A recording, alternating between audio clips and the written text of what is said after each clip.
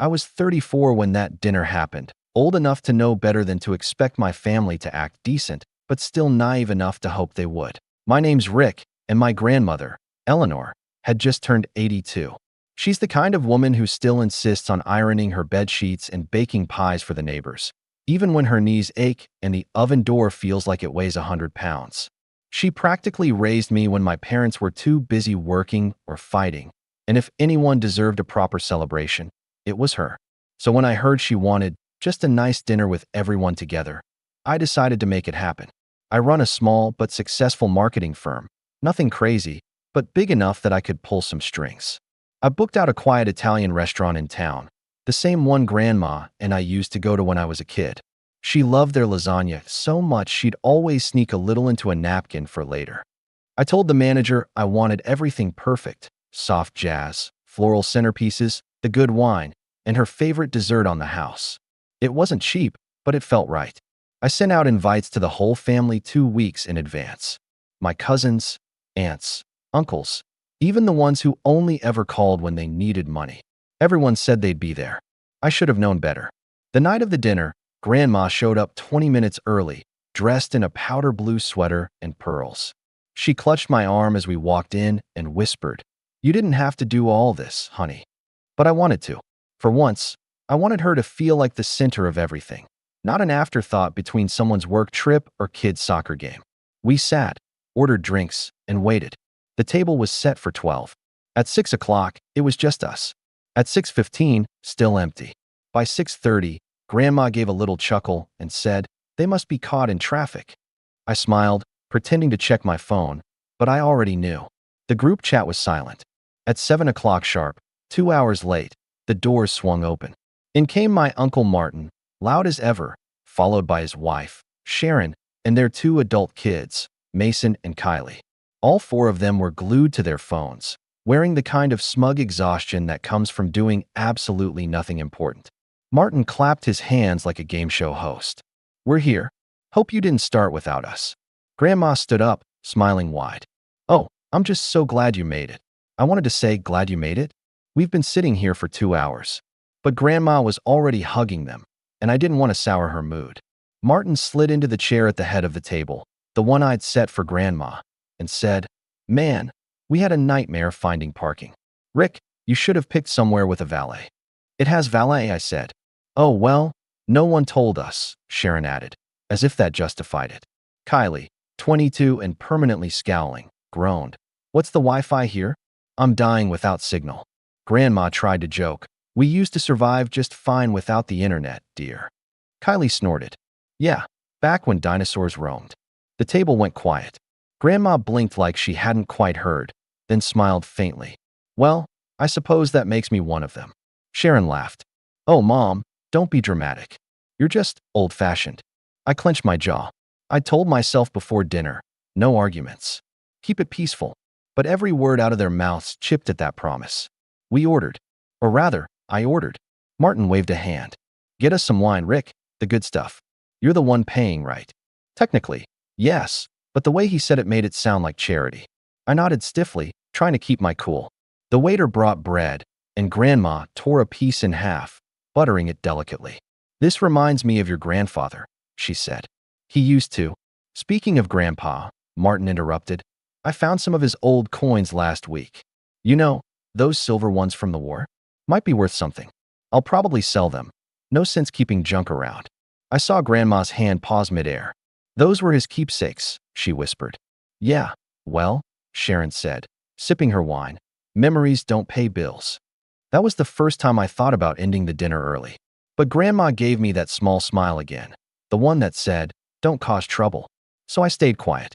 The evening dragged. Every time Grandma tried to reminisce, someone interrupted.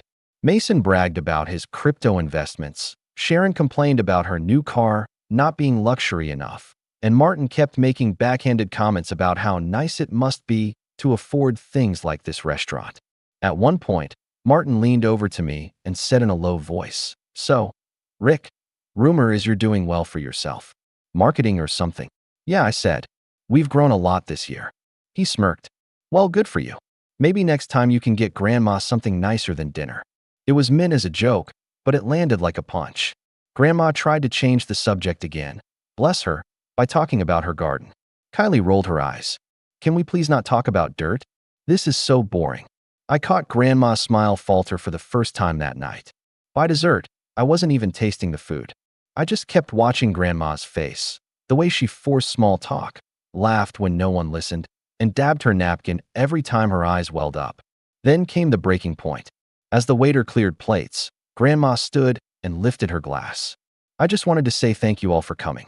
I know everyone's busy, but it means so much to me to have us together. Family is everything, after all. Martin chuckled. Well, some of us showed up. Sharon nodded. Yeah, we would have been on time if Rick had picked somewhere decent. Kylie whispered something to Mason, and they both laughed. Grandma blinked again, unsure what was funny. I opened my mouth, ready to say something, anything, but Martin cut in once more, turning to the waiter. Hey, buddy, we'll need the Wi-Fi code. Gotta check something real quick. The waiter looked hesitant. I'm sorry, sir, but it's not a public network. Martin scoffed. Not public? What kind of place doesn't have Wi-Fi in 2025? Kylie leaned back in her chair. Seriously, this place is so outdated. No wonder Grandma likes it. That did it. Grandma froze, her hand still gripping her wine glass. Outdated? She repeated softly. Martin laughed. She's just joking, Ma. You know how she is. Kids don't mean anything by it. Grandma sat down slowly, staring at her napkin. Something in me snapped. I didn't show it. Not yet, but a quiet, steady anger started building. For years, I'd watched them treat her like she was just in the way. But tonight, on her birthday of all nights, they were mocking her to her face. I leaned over and said gently, You okay, Grandma? She smiled that tired smile again. Oh, I'm fine, dear. They don't mean it. But I knew better. The waiter came by with the bill, and Martin waved it off. Just give it to Rick. He's the big shot here. I smiled, calm as ever. Oh, don't worry, I said. It's already taken care of. And it was just not in the way they thought. Because they didn't know one very important thing. I hadn't just booked the restaurant. I owned it. And in that moment, as Grandma quietly folded her napkin and my uncle boasted about selling junk coins, I realized I wasn't done staying silent. Not this time. That was the moment the plan started forming, quietly, almost naturally. And by the time the adjusted tab arrived, they'd learn exactly what family dinner meant to me. The next morning, Grandma called to thank me again for the dinner. Her voice was soft, but full of that old warmth that made you want to be better, to do better. She said, It was such a lovely evening, dear. Don't worry about the little things. Family's just family. I wanted to tell her it wasn't little, that the way they talked down to her, treated her like a burden, wasn't normal. But she'd always believed that family came first, no matter what. It's what made her kind, and what they'd spent decades taking advantage of. I didn't say any of that. I just told her I loved her and that I'd stop by later in the week. But inside, something heavy had shifted, the kind of anger that didn't flare up and fade, but simmered like coals waiting for air. A few days later, I stopped by her house to drop off a bouquet. The same car from the restaurant, Martin's silver SUV, was in the driveway. I could hear laughter from inside, but not the kind that warms a room. The brittle kind, full of mockery and half-whispered judgment. I knocked and stepped in. Grandma was in her recliner, smiling weakly. Martin and Sharon were at the dining table, sorting through papers. Mason was scrolling on his phone, and Kylie was taking selfies near the window. Rick, Grandma said brightly, You just missed lunch. Martin and Sharon brought takeout. Yeah, Martin said, glancing up. We figured we'd help her clean up some of these old bills and letters. You wouldn't believe how much useless junk she's been keeping. Junk, I echoed, stepping closer. He held up a stack of yellowed envelopes. Old letters from Grandpa. Expired warranties. Tax receipts from the 90s. She doesn't need this clutter. I told her we'd handle it. I looked at Grandma. Her smile didn't reach her eyes. I like keeping them, she said softly. They remind me of. She's got memory boxes in every room, Sharon cut in. Honestly, it's kind of hoarding. We're just trying to help. I could feel my hands tighten around the bouquet. You mean you're deciding what she gets to keep? Sharon gave me a patient smile, the kind people use when they think they're smarter than you. Rick, she's 82. She doesn't need stacks of paper. We're simplifying.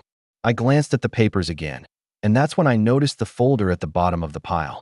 It wasn't yellowed or old. It was crisp, clean, and labeled property docs. Wait, I said slowly. What are you doing with those? Martin shrugged. Just sorting.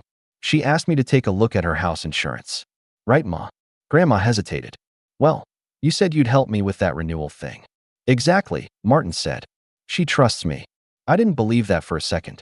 Martin had a way of convincing people that his ideas were theirs. I'd seen him do it to Grandma for years. The car loan that was never repaid. The temporary use of her basement that became permanent storage. He saw the look on my face and added, Relax, Rick. Not everything's a conspiracy. We're family, remember? I forced a smile, but my chest was tight. I wanted to say, that's exactly the problem. That evening, I couldn't shake it off. I kept replaying the image of Grandma's papers spread across the table, her gentle hands hovering just above them like she didn't know whether she still owned what was hers. A week later, it got worse. Grandma called me in the afternoon, sounding confused. Sweetheart, did you sign me up for some kind of new internet thing? A package came with your name on it, but Martin said it was part of my house upgrade. I froze. What package? It's just a router box and some paperwork. Martin said it's for this smart home system he's installing so I don't fall or something. I clenched my jaw. Martin couldn't set up a printer, let alone a smart home. I'll stop by, I said, already grabbing my keys. When I arrived, Grandma was sitting on the porch, holding a glossy brochure with the words Elder Life Security Solutions. It was a service my company had worked with before, expensive and unnecessary for her house. Inside, new gadgets were half installed, motion sensors, smart bulbs, and even a tablet mounted to the wall. Martin stood in the living room, barking orders at Mason. Hey, I called. What is this? Martin turned, annoyed. Oh, hey, we're upgrading Mom's place. She's been forgetting stuff lately. Leaving the stove on, not locking the door. That's not true, Grandma said gently. I only left the stove once, and that was last Christmas.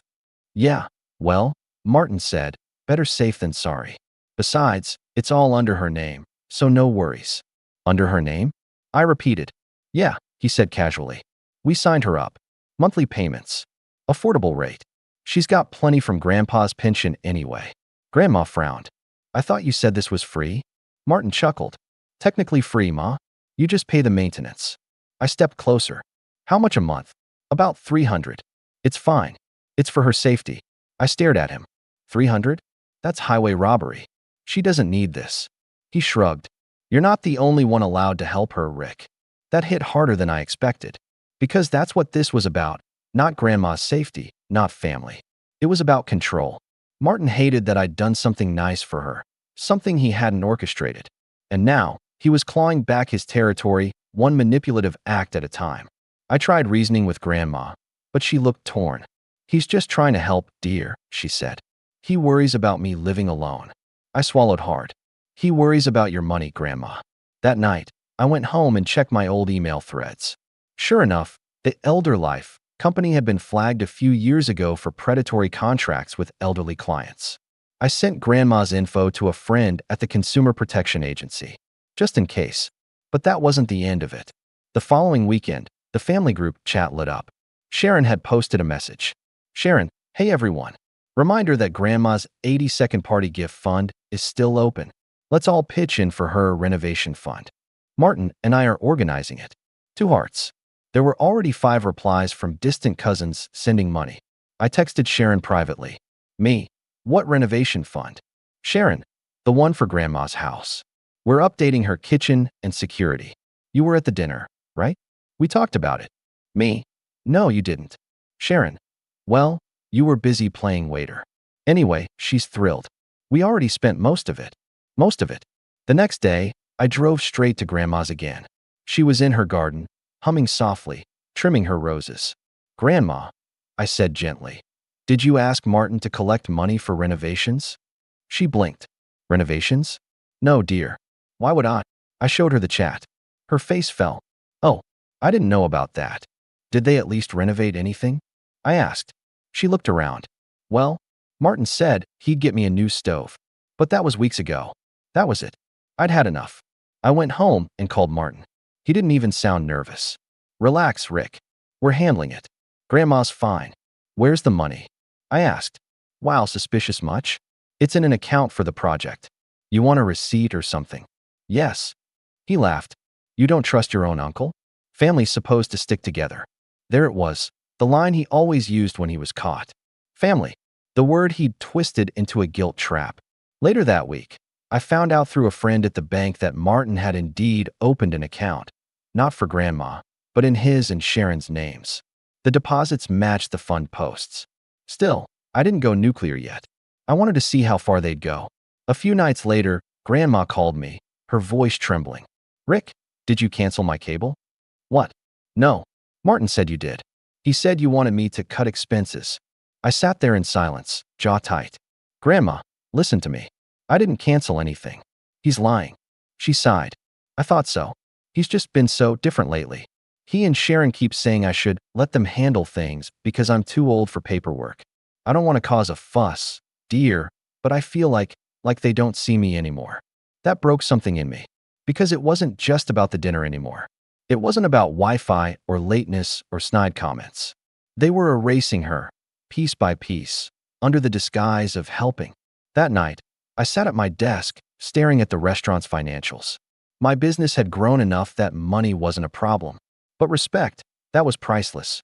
If Martin wanted to keep calling himself family while exploiting the woman who raised us, fine. He'd get a lesson in what family loyalty really costs. And that's when the plan started forming for real, not out of anger this time, but out of precision. I knew their patterns: show up late, act entitled, mock others, and assume everyone else will pick up the bill. They'd been doing it at every family gathering for years. Only this time, I'd make sure the bill taught them something they wouldn't forget. I smiled at the thought, slow, deliberate, patient. The next family dinner was coming up. Grandma's rescheduled celebration, this time with everyone invited. And when that night came, Martin and his crew wouldn't be 2 hours late. They'd be right on time, to their own downfall. Grandma's rescheduled birthday dinner was set for the following Saturday, her idea this time. She said she wanted to give everyone another chance to make things right, though I could tell she was really just hoping for peace. That's how she'd always been, the peacemaker, the bridge, even when everyone else was busy burning it down. I tried to convince her to let me handle the arrangements quietly, maybe keep it small, just close family. But she insisted. We'll do it properly this time, she said, voice trembling with that hopeful tone that always made me cave. Maybe it'll bring everyone closer. If only she knew what was coming. By midweek, the group chat was buzzing again, not with apologies or excitement, but with complaints. Sharon, do we really have to go back to that same restaurant? The lighting was so harsh. Kylie, can we not? That place didn't even have Wi-Fi. Martin, Rick, I assume you'll cover dinner again? Grandma shouldn't have to pay. That last line set my jaw tight. I typed and deleted 3 different replies before settling on. Me, don't worry. Everything's taken care of, which was true, just not in the way they imagined. I'd already spoken with the restaurant manager, who also happened to be my business partner, Kevin. We'd grown up together, and he'd seen enough of my family's antics over the years to know exactly what I meant when I said, make the experience memorable. By Friday night, everything was set. The restaurant was privately booked again under my company name, just like before, but this time I'd made some quiet adjustments, reserved menu, selective billing, and a few strategically timed announcements that would come later in the evening. But before any of that could happen, something else unfolded, something that changed the tone completely. Saturday morning, I stopped by Grandma's house to pick her up. The door was slightly open, and her voice, small, strained, carried from inside. Martin, please. I just don't think this is a good idea. I froze at the doorway. His voice followed, sharp and impatient. Mom, it's just paperwork. It'll make things easier for everyone. You keep saying you don't want to deal with bills or maintenance, right? I said I don't want to lose my home, she replied. My stomach dropped. I stepped inside quietly, the creak of the old wooden floor betraying me. Both of them turned. Martin's face twisted in irritation. Do you ever knock? What's going on? I asked, my tone calm but firm. Nothing, he said quickly, blocking my view of the table. Family business. I looked past him, saw a stack of documents and a pen in Grandma's trembling hand.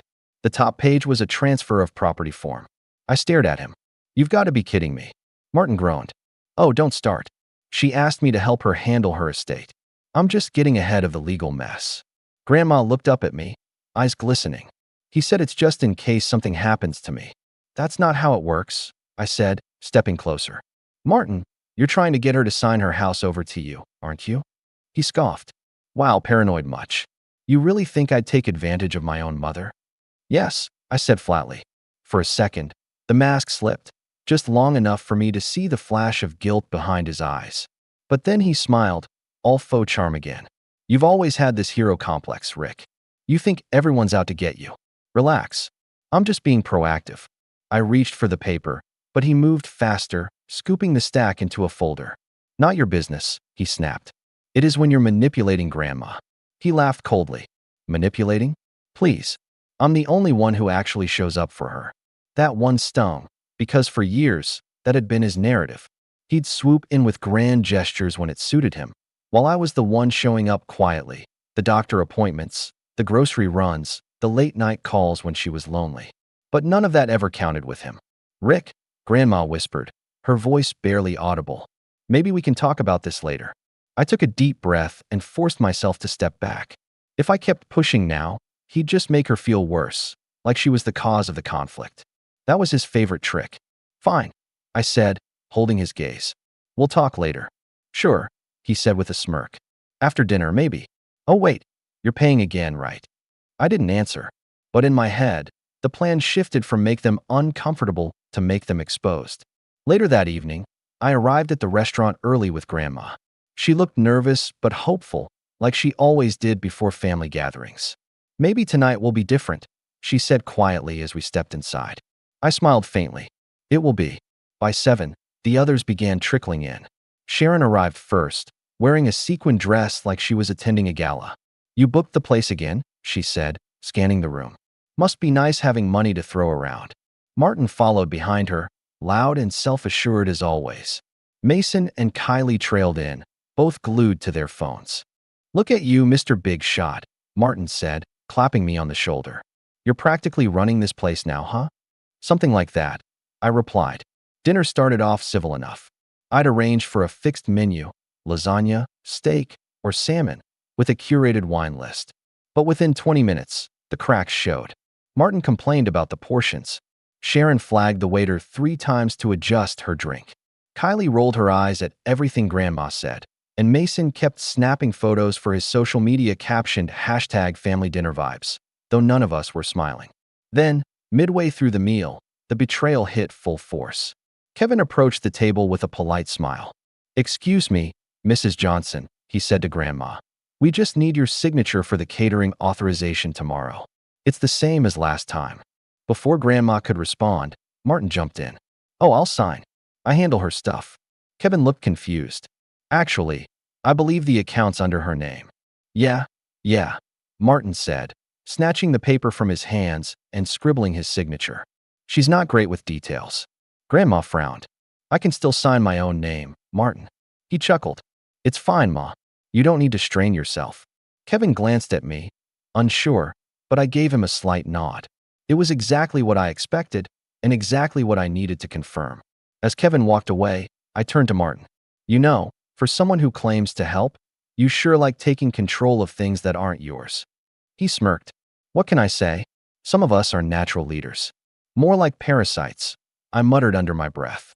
He leaned in. You think you're better than us because you got lucky in business? Newsflash, Rick, you're just the family ATM. That's all you've ever been. The words hit harder than I wanted them to. Because deep down, I knew there was some truth to it. Not in what he said, but in how they saw me. To them, I was just the convenient relative with money, not the one who'd worked 16-hour days to get there. Grandma tried to defuse it, her voice soft. Boys, please, not tonight. Sharon chimed in. Martin's right, though. You do act like you're above everyone. Throwing these dinners, booking restaurants, making the rest of us feel small. You could have just hosted at home. I stared at her. You mean at your house that you said was too good for casual gatherings last Christmas? She huffed. That's different. The air at the table thickened, that sharp tension that precedes something breaking. And it broke faster than I thought. Martin leaned back and said, You know what, Ma? Maybe we should start moving forward with that power of attorney paperwork. You're not getting any younger, and someone responsible should manage things. Rick's too busy pretending to be a big shot. Grandma's fork clattered against her plate. Power of attorney? she repeated softly. Just a precaution, Martin said smoothly. We don't want any confusion later. Sharon and I already spoke with the notary. I froze. You what? He shrugged. Relax. She hasn't signed yet. But she will. It's in everyone's best interest. Grandma's lips trembled. You went behind my back? Mom, Sharon said quickly, don't make this about emotions. You said you were tired of managing bills. We're just making it easier. Grandma's hands began to shake. I didn't. Hey, I said sharply, cutting in. You two are unbelievable. She's right here. You're talking about taking her independence while she's sitting 3 feet away. Martin glared. Don't lecture me about family responsibility. You throw money around to make yourself feel good. That's not the same as being there. I stood up slowly, my chair scraping against the floor. You want to talk about responsibility? You're bleeding her dry under the pretense of helping. That's not family, that's theft. Martin rose too, his voice rising with him. You think you're the hero in this story, Rick? You're not. You're just another selfish kid trying to buy redemption. The restaurant went quiet. Every eye turned toward us. Grandma, tears forming, whispered, please, stop. But Martin wasn't done. He pulled a folded paper from his jacket and slapped it onto the table. Fine. You want transparency? Here. We already got the paperwork notarized. All that's left is Mom's signature. Then you can stop interfering. I looked at the document. The same property transfer form from earlier, now with legal stamps. He'd gone ahead and processed it. All he needed was one shaky signature. Grandma stared at it like she was looking at a stranger's betrayal. You promised this was just a formality. Martin didn't even flinch. It is. You'll still live here. It'll just be under my name for protection. The words hung in the air, protection. The oldest lie in the book. And that was the moment I saw it break her. The way she sank back in her chair, shoulders slumped, that fragile spark of trust flickering out. She looked at me, not as the successful grandson, not as the fixer, but as the last person she could count on. That was the moment everything changed. Because I realized something. I couldn't just embarrass them. I had to dismantle everything they'd built on her back, publicly, permanently, and without them ever seeing it coming. So I sat down, calm again, and simply said, enjoy dinner. They thought it was over, but it was only just beginning. After that night, everything felt heavier, not just the air between us, but the silence that followed. For the first time in my life, Grandma didn't call the next morning. She always did after family dinners, even the awkward ones. This time, nothing. No gentle voicemail. No thank you, dear. Just quiet. By the third day, I drove to her house. The blinds were drawn, the curtains closed. When I knocked, she took longer than usual to answer. She looked smaller somehow, wrapped in her old cardigan even though it wasn't cold. Oh, Rick, she said softly. I was just having some tea. Her voice was frail, not like the strong, witty woman who raised me, but like someone worn thin by disappointment. Inside, the dining table was spotless. The framed family photo, the one from 10 years ago where everyone was smiling, was gone. I noticed it right away. Where's the picture? I asked. She hesitated. I put it away. Didn't feel right looking at it. That hit harder than I expected. We sat down, and she poured me some tea. It was lukewarm and slightly bitter, like she'd forgotten how long it had been steeping. I don't know what to do anymore, she said finally. Martin's been calling every day. He says I'm being ungrateful, that he's only trying to help. I clenched my jaw. He's trying to take control. She shook her head slowly. He said you're trying to turn me against him. Grandma, I don't want to fight with my sons, she said, her eyes glistening. I just wanted everyone to be together. The word sons hung in the air. It stung, not because she didn't mean it, but because it reminded me that to her, we'd always be equals, no matter what Martin did. I stayed with her most of that afternoon. We didn't talk much after that. She seemed lost in thought, staring out the window at her garden, the roses wilting from neglect. Before I left, she took my hand. Promise me, Rick, you'll try to make peace. Please. I don't want to leave this world with my family in pieces. I nodded, but I didn't promise. Because deep down, I already knew there wouldn't be peace. Not with people like Martin and Sharon. The next week was a blur. My business was still running fine, but I couldn't focus. My employees noticed I was distant. I'd open a spreadsheet and forget what I was looking for.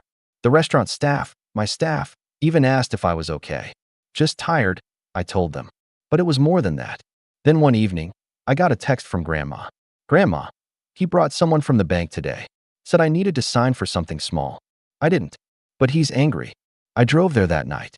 The porch light was off, but Martin's car was still out front. Through the window, I saw shadows, his pacing, hers sitting. I pushed open the door without knocking. What's going on? Martin looked up, startled. You again? Don't you ever mind your own business? Not when you're preying on Grandma. I snapped. He stepped forward. You think you're so righteous, don't you? You're not saving her.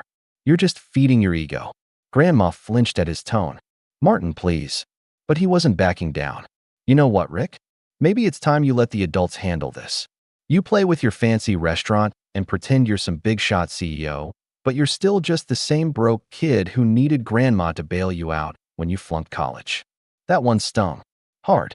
It had been years since anyone mentioned that. My first year of college, when I'd failed a class and nearly lost my scholarship. Grandma had quietly helped me pay for summer courses to make up for it. I'd promised her I'd never waste her kindness again. Martin knew exactly where to aim. Get out, I said quietly. He laughed. Oh, I'm not leaving. This is my mother's house. You don't get to tell me what to do. She doesn't want you here, I said, looking at Grandma. She looked torn. Her lips parted, but no sound came out. Martin turned to her, his voice dropping to that oily tone he used when he wanted control. Mom, you're not really going to let him talk to me like that, are you? She shook her head slightly. Please, both of you, stop. He smirked and grabbed his coat. You know what, forget it.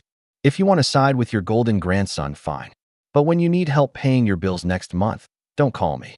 He brushed past me and slammed the door so hard the picture frames rattled. The silence after that was suffocating. Grandma just sat there, staring at the floor. He's never spoken to me like that before, she whispered. I wanted to tell her he always had, just not where she could see it. The next few days, she didn't answer my calls. When I dropped by again, she wasn't home. The neighbors said Martin had picked her up for a few errands. That phrase made my stomach turn. By Sunday, she finally called back. Her voice was quiet, flat. Rick, don't be angry, please. I signed it. It took me a second to process. Signed what? The papers. The property transfer. Martin said it was for tax purposes. He promised I'd still keep everything, but her voice cracked. I don't think that's true anymore. My heart sank. Grandma, please tell me you didn't. I just wanted it to stop, she said, crying now. He wouldn't leave me alone. He said you were planning to sell the house. I closed my eyes, gripping the phone so tightly my knuckles went white. I wanted to scream, but all that came out was a whisper. You trusted him. She sniffled. I know. That night, I sat alone in my apartment, staring at the city lights. The sound of traffic below blurred into nothing. I'd spent years building something out of nothing. My company, the restaurant, a life I could be proud of. But all that success felt meaningless now. I couldn't protect the one person who'd always protected me. Over the next few weeks, things got worse. Martin cut off her phone to save costs. He opened a joint account and started transferring her pension payments. He even had the nerve to post on Facebook about being a devoted son caring for his aging mother. The comments were full of praise. You're such a good man, Martin. Your mom's lucky to have you. Wish my kids were like you. Each one felt like a knife. I tried to intervene legally, but the paperwork was airtight. Martin had been preparing for months. Fake consultations, misleading clauses, and enough plausible deniability to make him look clean. I met with a lawyer who sighed after flipping through the documents. I hate to say it, he told me, but unless we can prove coercion or fraud, there's not much we can do. She signed willingly. Willingly. That word burned. I walked out of that office feeling like I'd failed her completely. The next time I saw Grandma, she wasn't at her house. She was in a small apartment on the outskirts of town. Martin had downsized her living situation, calling it more manageable. It was clean, but soulless. No rose garden. No framed photos. Just a TV, a recliner, and a small kitchenette. When she opened the door, her eyes lit up. Oh, Rick, she said softly, hugging me. I didn't think you'd come. I'll always come, I said, forcing a smile. We sat down, and I asked gently, Are you happy here? She hesitated. It's quiet. That word, quiet, said everything. I stayed with her for a few hours, fixing the leaky faucet and replacing the light bulb she couldn't reach. When I left, she stood at the window, waving like she used to when I was little. Only now, There was something behind her smile, resignation. When I got home, I poured myself a drink and stared at the wall for a long time. I'd spent weeks trying to fight Martin with logic, decency, even legality. But that's not how people like him lose. They don't feel shame, or empathy, or consequence. Not until it hits their wallet or their ego. And that's when the shift happened. The anger that had been eating at me turned into focus. Cold, sharp, deliberate focus. I pulled out the restaurant's reservation book and stared at the dates circled for our next family dinner, the one Martin insisted on hosting to show there were no hard feelings. I almost laughed. No hard feelings. That was the moment I knew what I had to do. Not just to get back what he stole, but to make sure everyone finally saw him for what he truly was. I didn't tell anyone. Not Grandma, not my staff, not even Kevin. I just began setting things in motion quietly, methodically. Because if Martin wanted to play power games with signatures and paperwork, fine. But I was about to show him that the real power didn't come from paper. It came from truth. And when the next dinner arrived, truth would be served first, before the meal, before the wine, before the bill. The months that followed were strangely quiet, but not in a peaceful way. It was that kind of silence that comes after a storm, when you know the next one's already forming on the horizon. After Grandma was moved into that sterile little apartment, Martin paraded around like a hero. He'd tell anyone who'd listen that he rescued her from an unsafe old house, that he'd stepped up when no one else would. He made himself the saint of family responsibility. And the worst part? People bought it. Relatives I hadn't heard from in years started texting me things like, "You should be proud of your brother for taking care of Mom," or "You should call him and make peace." Peace. That word had lost all meaning. But I didn't argue. I didn't defend myself. I went quiet, because I'd realized something that changed everything. People like Martin win in noise. They thrive in attention, in chaos, in emotional reactions. They manipulate perception. But what they don't notice is what's happening behind the scenes, when everyone's too busy listening to their version of the story. That's where I started to rebuild, silently, carefully. At first, it was small things. I'd visit Grandma on weekends, sometimes bringing groceries or flowers from her old garden, freshly cut from the house she no longer owned. She'd smile, but there was always a faint sadness in her eyes. Then one afternoon, as I was fixing the kitchen cabinet for her, she said something that made me pause. "You know, dear," she said, stirring her tea, "your grandfather used to say, 'Every liar forgets what they said, but truth remembers.'" I looked up from the tools. "He said that." She nodded. He was right, too. Martin keeps changing his story about why we moved. First it was the stairs, then the plumbing, then safety concerns. He's forgetting what he told me. That one sentence lit a spark. Because she was right, Martin couldn't keep a story straight if his life depended on it. And in business, that's where I thrived. Consistency, records, proof. So I started collecting. Every visit, every conversation, every document he sent her, I took photos. I made notes. I checked transaction histories. I even tracked down the notary who'd stamped the transfer documents. A friend in my network, an attorney who owed me a favor, looked them over quietly. And that's when I learned something that flipped the entire situation upside down. The signature on the property transfer was legitimate, yes, but the witness signature wasn't. The notary's assistant, who had allegedly confirmed the signing, didn't even work there on that date. The stamp was backdated. It was a small detail, almost invisible, but it meant one thing. Martin's airtight paperwork had a leak. I didn't celebrate. Not yet. But for the first time in months, I felt something shift. A sense of power returning, slow and steady, like a tide coming in. While I was gathering my quiet evidence, things at work took off too. My company, the marketing firm I'd built from nothing, landed a massive new client, a tech conglomerate expanding into Europe. The deal doubled our yearly revenue overnight. Suddenly, the local business journals wanted interviews. Reporters asked for quotes about young entrepreneurs transforming regional markets. It was surreal. I'd spent years grinding, working late nights while my family mocked me for chasing dreams, and now those dreams were paying dividends. But even with the success, I didn't brag. I didn't post about it, didn't tell the family. I stayed silent, planning. Until one day, I got an unexpected call. It was Sharon. "Rick," she said, her tone sugary sweet. "We were just talking about you. You're doing so well for yourself." We thought maybe you could help out with something small. I almost laughed. Define small. Well, she continued, Martin's been managing Mom's finances, and we're running into some tax issues because of the property transfer. You're good with business. Maybe you could, donate some of your company funds as a loan, just to help Mom out. There it was. The audacity. I kept my tone calm. So let me get this straight. You're asking me to loan money to fix a tax mess caused by you taking Grandma's house. That's a very negative way of putting it, she said quickly. It's just temporary. Martin's under a lot of stress. I'm sure he is, I said. You tell him I'll think about it. And I did think about it, but not the way she meant. I realized something crucial in that conversation. Martin wasn't untouchable anymore. He was scrambling. The smart son, who'd always strutted around acting like he had everything under control, was now running out of room to maneuver. But I wasn't going to swoop in guns blazing. I wanted this to unfold naturally, publicly, and without a single word from me that could be twisted later. So I went to work on something different, something bigger. I called Kevin, my restaurant partner. You remember how Martin and Sharon acted last time? I asked. He groaned. How could I forget? They sent back their wine twice and complained about the lighting. Good, I said. We're going to invite them back. He laughed, thinking I was joking. Invite them back? Are you insane? Not insane, I said. Strategic. I explained my plan, not all of it, just enough to get him on board. He agreed immediately. The timing couldn't have been better. The restaurant had just gone through a quiet rebrand under my company's umbrella.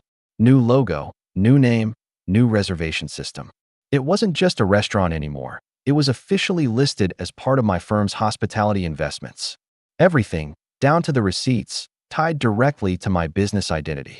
Meaning, every transaction, every bill, every record that went through the system was traceable and verifiable. So when I sent the invites for Grandma's appreciation dinner, under the company letterhead, it looked completely official, formal, generous, impossible to question.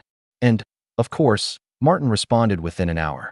Martin, glad to see you're finally doing something right. We'll be there. Make sure the wine's better this time.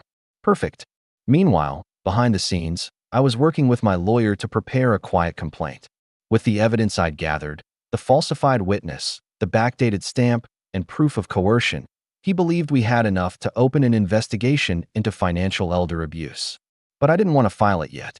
Not until I had one more thing, a public moment.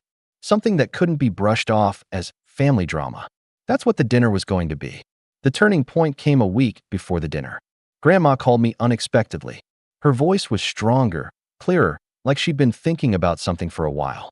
Rick, she said, I've been keeping a journal. Everything that happened, every visit, every time he yelled or made me sign something. I think I want you to have it. I didn't speak for a moment. You're sure? I am. I don't know what you're planning, but I trust you. I can't fix what's been done, but maybe you can. I drove over that same night. She handed me a small, leather-bound notebook, worn at the edges but neatly organized. Inside were pages of notes in her tidy cursive, dates, quotes, even descriptions of documents she'd signed. It was evidence written straight from her memory, the kind no one could dismiss as manipulation. I hugged her before I left, and for the first time in a long time, she whispered, "Thank you for not giving up on me." That night, sitting at my desk with her journal open beside me, I realized something. I wasn't angry anymore. Not in the same way. The fury had cooled into something sharper, clarity. I wasn't going to ruin Martin out of vengeance. I was going to do it because he deserved to face the truth, and because Grandma deserved peace. When I walked into my office the next morning, my assistant greeted me with, "You've been all over the news." I blinked. What? She spun her laptop around. There it was, a feature on local entrepreneurs titled "The New Faces of Leadership: How One Man's Vision Changed Downtown Business." There was a photo of me standing outside the restaurant, smiling beside the sign. The article highlighted the company's growth, our community outreach, and even mentioned how the restaurant supported charity events for senior welfare. The irony made me smirk. For the first time in months, I felt in control again, not just financially, but morally. I had influence, credibility, and a growing network. Martin had manipulation. I had proof. By the time the next family dinner approached, everything was set. The tables were booked, the staff briefed, and the restaurant was quietly wired for transparency. receipts linked directly to my company's public record, cameras legally operating for security monitoring. And Grandma? She agreed to come. Are you sure you want to do this? I asked her gently. She smiled, that same soft but knowing smile.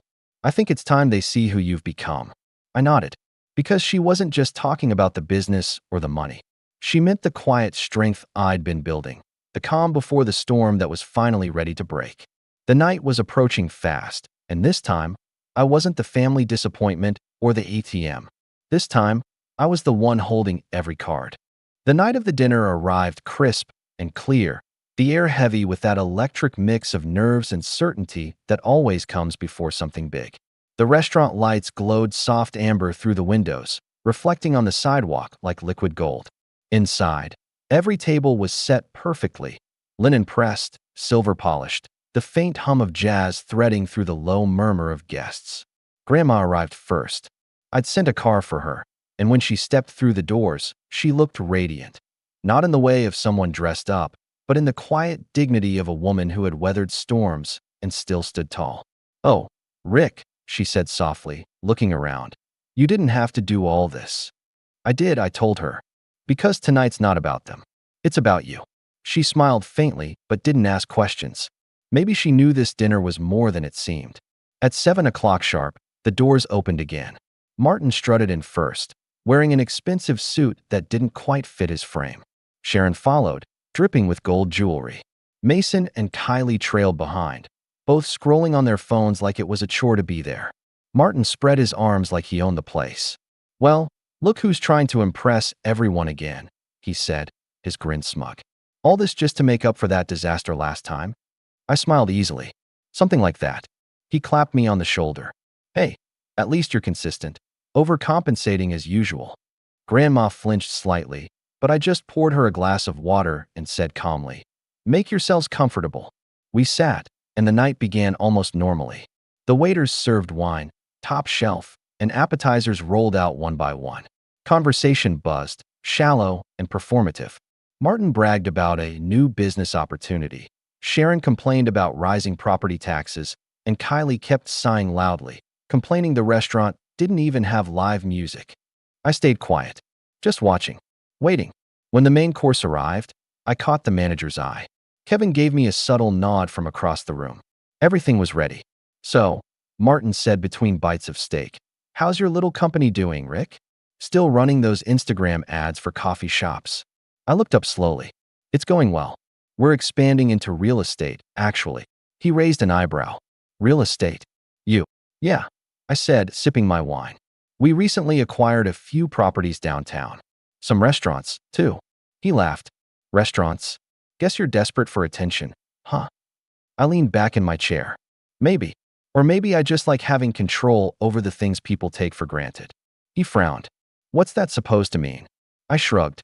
"You'll see." Kevin appeared then, smiling politely. "Mr. Carson," he said, addressing me by my company name. Formal, professional. "Would you like me to bring the documents for tonight's sponsorship acknowledgement?" Martin's head turned sharply. "Sponsorship?" I nodded. "Oh, right. I forgot to mention. Tonight's dinner isn't just a family gathering. It's part of our company's community partnership program. We sponsor events for senior welfare foundations. Grandma's the honorary guest." Grandma blinked, confused but touched. "Oh, Rick, that's wonderful." Sharon smiled sweetly. "That's so kind of you," she said. "See, Martin? He's not always trying to one-up everyone." Martin chuckled under his breath. "We'll see." Kevin continued. "Before dessert, we'll make a brief announcement. It's standard, just acknowledgement for the press and donors." "The press?" Sharon's fork froze midair. "Wait, there's press here?" I smiled. "A few local journalists. Just community coverage. You'll barely notice them." Her eyes widened slightly. Martin shifted in his chair. "You really like making a show of yourself, don't you?" "Not really," I said. "I just like transparency." That word hung in the air a moment too long. We finished the meal, and as dessert arrived, Kevin dimmed the lights slightly. A small projector lit up the far wall, showing a looping slideshow, photos of Grandma through the years, her garden, her old house, her volunteer work. She smiled as the images played. But then, the slideshow changed. The next slide showed a scanned letter, a legal document. Grandma's name, bold at the top, and beneath it, property transfer, authorization of title. Martin froze. The next slide showed a close-up of the notary's stamp, the backdated one. Then, a witness signature labeled inactive employee. Sharon's hand shot to her mouth. "Rick, what is this?" The murmurs in the restaurant grew louder. Guests looked around, whispering. The journalists raised their phones, recording quietly. I stood slowly. "I didn't plan to show this tonight," I said evenly. "But since my company is all about integrity and community responsibility, I think people deserve to see how some folks treat their own family." Martin stood, face red. "You set us up." "No," I said. "You set yourself up when you forged documents to take Grandma's house. I just gave you a stage." He slammed his hand on the table. "You can't prove anything." "Actually," I said, motioning to Kevin. The projector changed again, this time to a scanned excerpt from Grandma's journal. Her handwriting, clear and unmistakable, describing how he'd pressured her, how she'd signed out of fear. Gasps rippled through the room. "Stop this," Sharon hissed, her voice trembling. "This is family business." I looked her dead in the eye. "No, this is criminal business." Martin's jaw clenched. "You think you're some kind of hero? You just embarrassed your entire family in public." I leaned forward, voice low but calm. "You embarrassed yourself. I just made sure no one forgets it." The silence that followed was suffocating. Grandma's eyes shimmered with tears, not of shame, but relief. For once, the truth was louder than the lies. Then Martin did what I knew he'd do. He lashed out. "You think you're better than me?" he shouted, pointing at me across the table. "You always needed attention, always needed to prove something. You're nothing but a fraud with money." I smiled. "Funny you should say that." I gestured toward the restaurant staff. "You know, the restaurant you're standing in, the one you mocked, is part of my company now. Every bill, every seat, every signature tonight goes through our system. So when you ordered your third bottle of imported wine, guess whose company's name was on the receipt?" His face paled.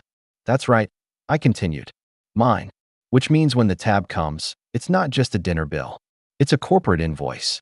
He looked around, realizing too late that the servers were already handing out printed receipts, each one stamped with my company's logo and marked private event, executive function. Kevin cleared his throat professionally. "Per the terms of the event, each attendee will receive an itemized account of their consumption for tax reporting purposes." Sharon's voice cracked. "What does that mean?" "It means," I said calmly, "that everything you ordered tonight is charged at the private event rate, 20 times the base price. You're not family guests tonight. You're corporate guests of the host." Martin's mouth fell open. "You can't do this." I smiled faintly. I already did.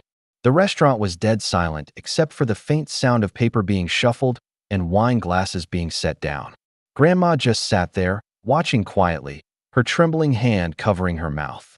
Kevin placed a final envelope on the table, a small, cream-colored one with Grandma's name in gold. "And for you, ma'am," he said gently. She opened it and gasped. Inside was a set of legal documents, reversal filings for the property transfer, notarized with fresh stamps, and her rightful ownership reinstated. I turned back to Martin. "You see, while you were posting about being the perfect son, I was rebuilding what you stole." The bank agreed to void the old documents pending investigation. "It's over." He stared at me, red-faced, words choking in his throat. "You'll regret this." "Maybe," I said softly, "but not as much as you will." The reporters had caught everything, the outburst, the projection, even his threats. And as Martin stood there, shaking with fury while Grandma clutched her reclaimed deed, I realized something. For years, he'd controlled the narrative, the loud, flashy version of the truth that painted him as the savior and me as the failure. But tonight, in one quiet, calculated move, I'd taken it all back. No shouting, no fights, just exposure. The waiter brought the final stack of receipts to the table. Martin's total was neatly highlighted in red ink. $12,470. He looked at it, then at me. "You're insane." I smiled faintly. "No, just thorough." And for the first time in my life, I didn't feel like the disappointment or the backup plan or the quiet one who stayed out of the way. I felt like the person Grandma had always believed I could be. Someone who stood up and made it count. The silence that followed was the kind you could feel in your bones. No one moved. No one spoke. Martin's hand hovered over the receipt, his knuckles white, his jaw tightening as he realized there was no saving face. Sharon looked around the room, desperate for sympathy, but every pair of eyes in the restaurant was fixed on them, watching, judging, recording. Kylie muttered under her breath, "Dad, just pay it and let's go," her voice trembling with embarrassment. Mason stared down at his phone, probably already reading the online posts that were starting to spread. Because, of course, people had been filming. And by the time the night ended, clips of the family meltdown at fine dining charity event would be all over social media. Martin turned toward me, his face flushed and his voice shaking with rage. "You think you've won? You think this makes you better than us?" I met his glare without flinching. "No, Martin, I didn't do this to be better. I did it so Grandma could hold her head up again without wondering if the people she loves are just waiting to take something else from her." He opened his mouth to speak, but couldn't find words. That was the moment it hit him. Not the money, not the humiliation, but the finality of it. His story was over. The mask was gone. "Let's go," Sharon hissed, tugging at his sleeve. "We'll deal with this later." But Martin didn't move. He just stood there, breathing hard, glaring at me like a man watching his empire crumble, because in a way, that's exactly what was happening. Everything he'd built on manipulation, guilt, and false pride had collapsed under one thing he couldn't control: truth. The reporters began quietly packing up. One of them, a woman from the local paper, approached Grandma with a gentle smile. "Ma'am, would you like to say a few words about your grandson's foundation and what this night meant to you?" Grandma looked at me, her eyes wet, then nodded. "Just one thing," she said softly into the microphone. "Family isn't who takes from you. It's who stands up for you when everyone else looks away." The room erupted in quiet applause, not loud or forced, but respectful, genuine. Martin stormed out first, shoving past the waiter who tried to hand him his coat. Sharon followed, whispering something harsh under her breath. Kylie trailed behind, eyes down, shame all over her face. Mason lingered a second longer, gave me a small, almost apologetic nod, and then left without a word. When the door shut behind them, the air seemed lighter, cleaner. Grandma reached across the table and took my hand. "I don't know how to thank you," she said quietly. "You don't have to," I told her. "You already did, when you raised me to do what's right, even when it hurts." She smiled, that warm, tired smile that had always felt like home. "Your grandfather would be proud." We finished dessert in peace. For once, there was no tension, no performance, just the quiet joy of two people finally free of the weight others had put on them. Over the next few weeks, the fallout came fast. The bank completed its review and fully reinstated Grandma's ownership. The investigation into the fraudulent notary stamp escalated, and Martin was ordered to appear in court. Sharon tried to claim ignorance, but her name on the fund account tied her directly to the financial misconduct. Their perfect reputation disintegrated overnight. The same relatives who used to praise them now whispered about them in disbelief. And as for me, my company gained more recognition than ever. The viral clips from the dinner sparked headlines about family justice and corporate accountability. It wasn't what I intended, but it made people listen. Donations to our senior welfare initiative skyrocketed, and Grandma's story became part of something bigger, a movement that helped others protect their loved ones from the same kind of betrayal. Martin tried to call me once, maybe to threaten, maybe to beg, but I didn't answer. Some things don't deserve closure. Weeks later, Grandma moved back into her house. I had the place cleaned, repainted, and filled the garden with new rose bushes, each one blooming brighter than the last. She stood on the porch the day she returned, clutching the keys, and said, "Feels like I can breathe again." I smiled. "You can." That night, as I drove away, I passed Martin's SUV parked outside his rental apartment. Smaller, older, and far from the life he'd bragged about. He was sitting in the driver's seat, staring straight ahead, face pale under the streetlight. For a moment, I almost pitied him. Almost. But then I remembered Grandma's face that night. The years of quiet endurance, the tears, the shaking hands, and that pity turned to something else. Peace. You can forgive people who make mistakes, but those who build their success on hurting others, they have to learn the hard way. A week later, the restaurant received a letter addressed to me, handwritten, shaky. It was from Grandma. "You didn't just save my home, dear. You reminded me that kindness isn't weakness, it's strength. I'm proud of you. And I hope someday you find someone who'll stand for you the way you stood for me. I folded the letter carefully and placed it in my desk drawer. Not as a trophy, but as a reminder. Because the truth is, revenge isn't about payback. It's about balance. About restoring what was stolen, dignity, trust, peace. And that night, in one small restaurant filled with too many ghosts, we finally got it back. As for Martin, the last I heard, he'd lost his consulting job after the investigation made the news. Sharon moved back in with her sister. Mason left town. Kylie deleted her social media after weeks of being roasted online. Funny how fast everything they built on lies vanished once the truth came out. But Grandma's roses? They're still blooming. And sometimes, when I stop by and see her smiling on that porch, the same porch she almost lost, I think about that night and the words she whispered before I left. Not all storms come to destroy, Rick. Some come to clear the air. And she was right.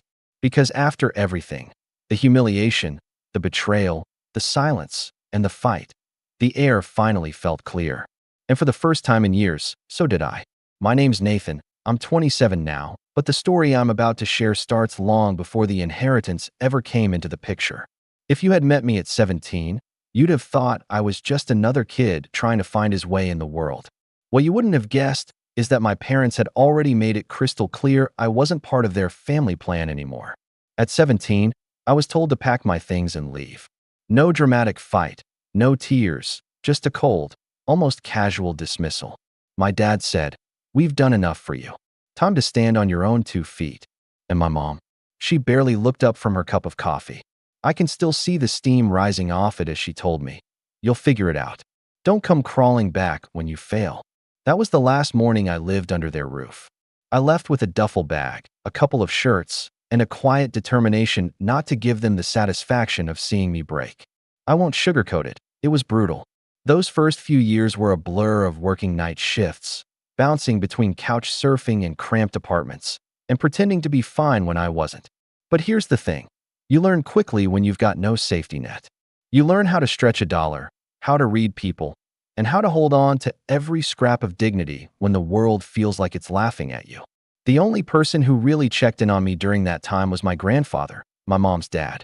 He wasn't the type to gush over you with hugs or long speeches, but he had this quiet way of making you feel seen. A call on my birthday, a note slipped into the mail with $50 and the words, "Don't waste this." Sometimes he'd invite me over to mow his lawn or help fix a fence, and he'd hand me a sandwich and tell me stories about how he built his business from the ground up. It wasn't charity. It was like he was showing me that being cut off wasn't the end of the world, that you could build your own. Fast forward nearly a decade later.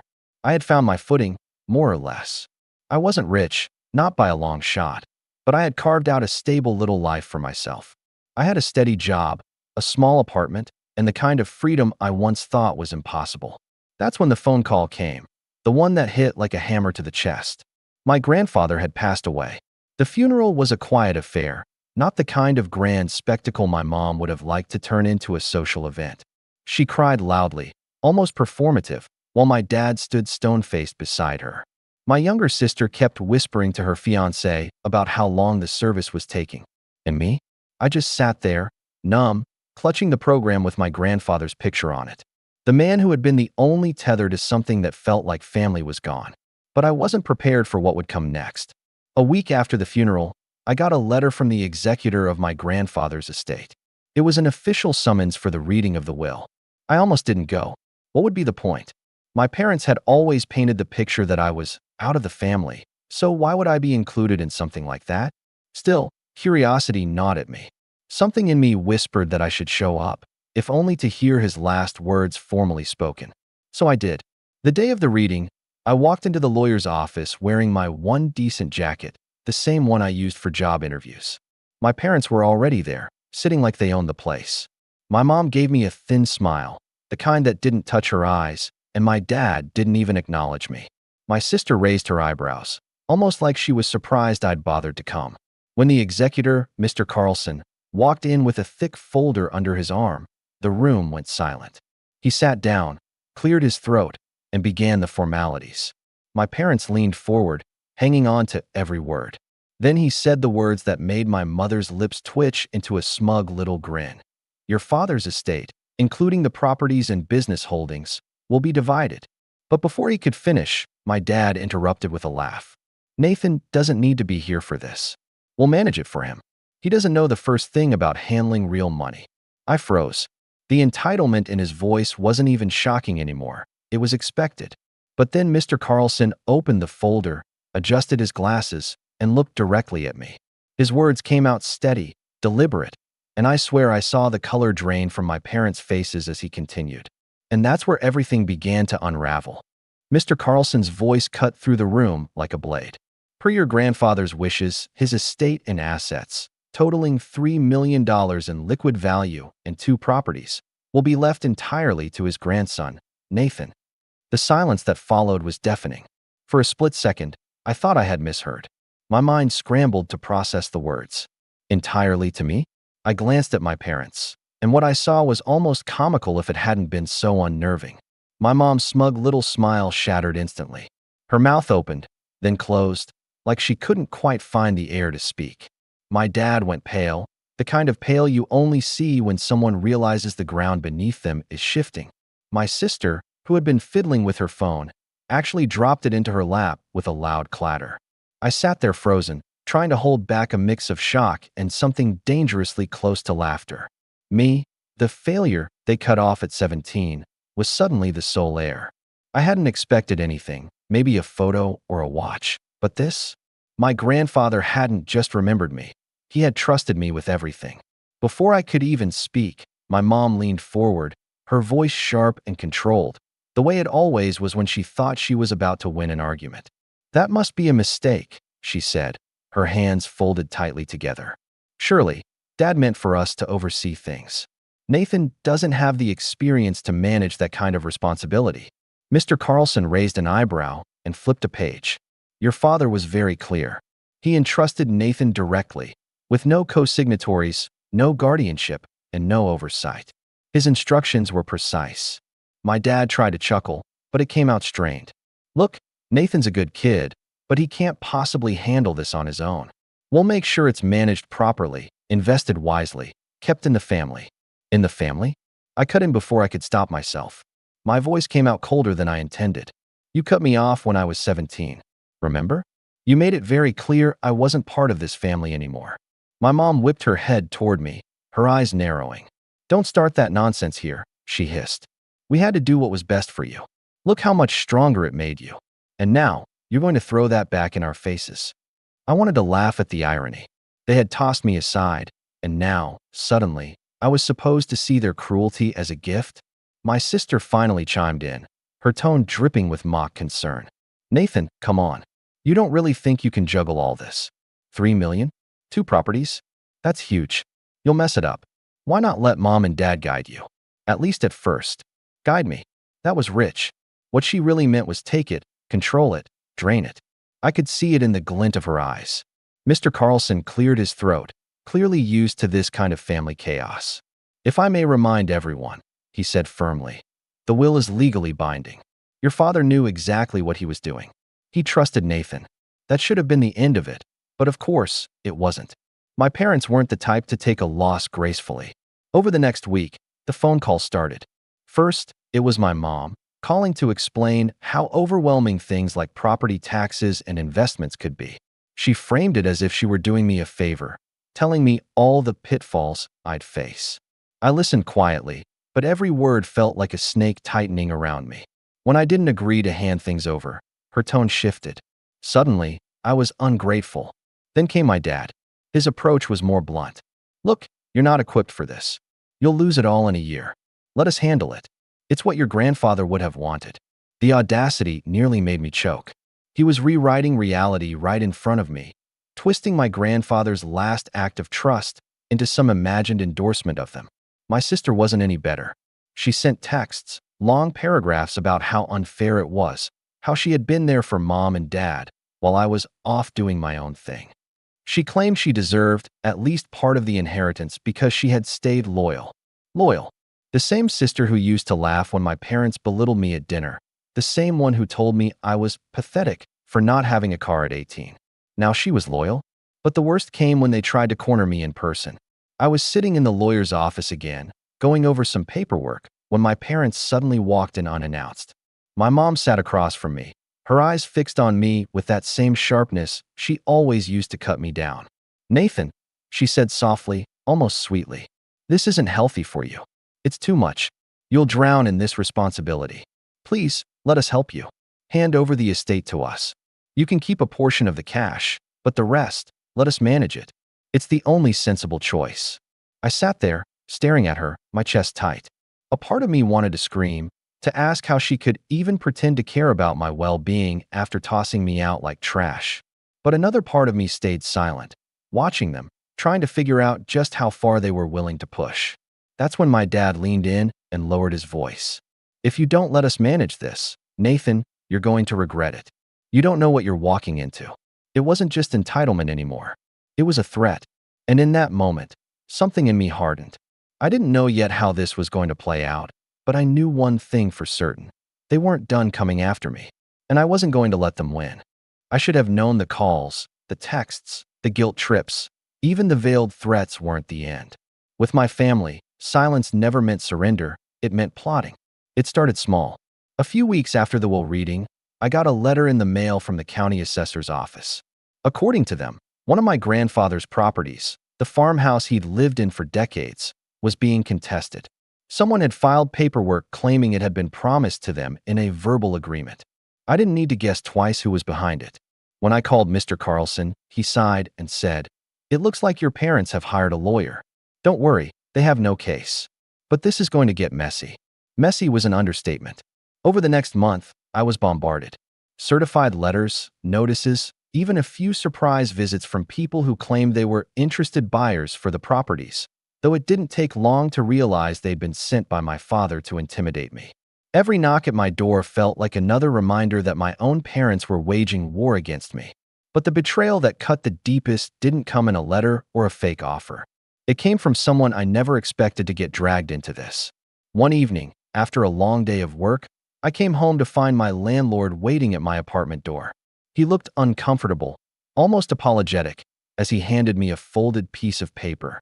"I'm sorry, Nathan," he muttered, "but I got a call today. From your father." I blinked at him, confused. "What do you mean?" He rubbed the back of his neck. "He told me you'd come into some money. Said you'd probably be moving soon. He suggested I speed up the process and find someone else for the unit. Legally, I can't do that, but he was insistent. Pressed me for your rental history, even asked about late payments." I felt the blood rush to my face. They weren't just circling my inheritance, they were digging into my personal life, trying to destabilize me.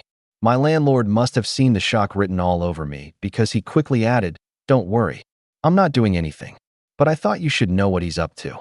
That night, I sat in my small apartment, staring at the ceiling, replaying the conversation over and over. My father had called my landlord, my safe space, to sabotage me. He wasn't just greedy. He was willing to strip away every ounce of stability I had left to corner me into giving up the estate. As if that weren't enough, my sister took things to another level.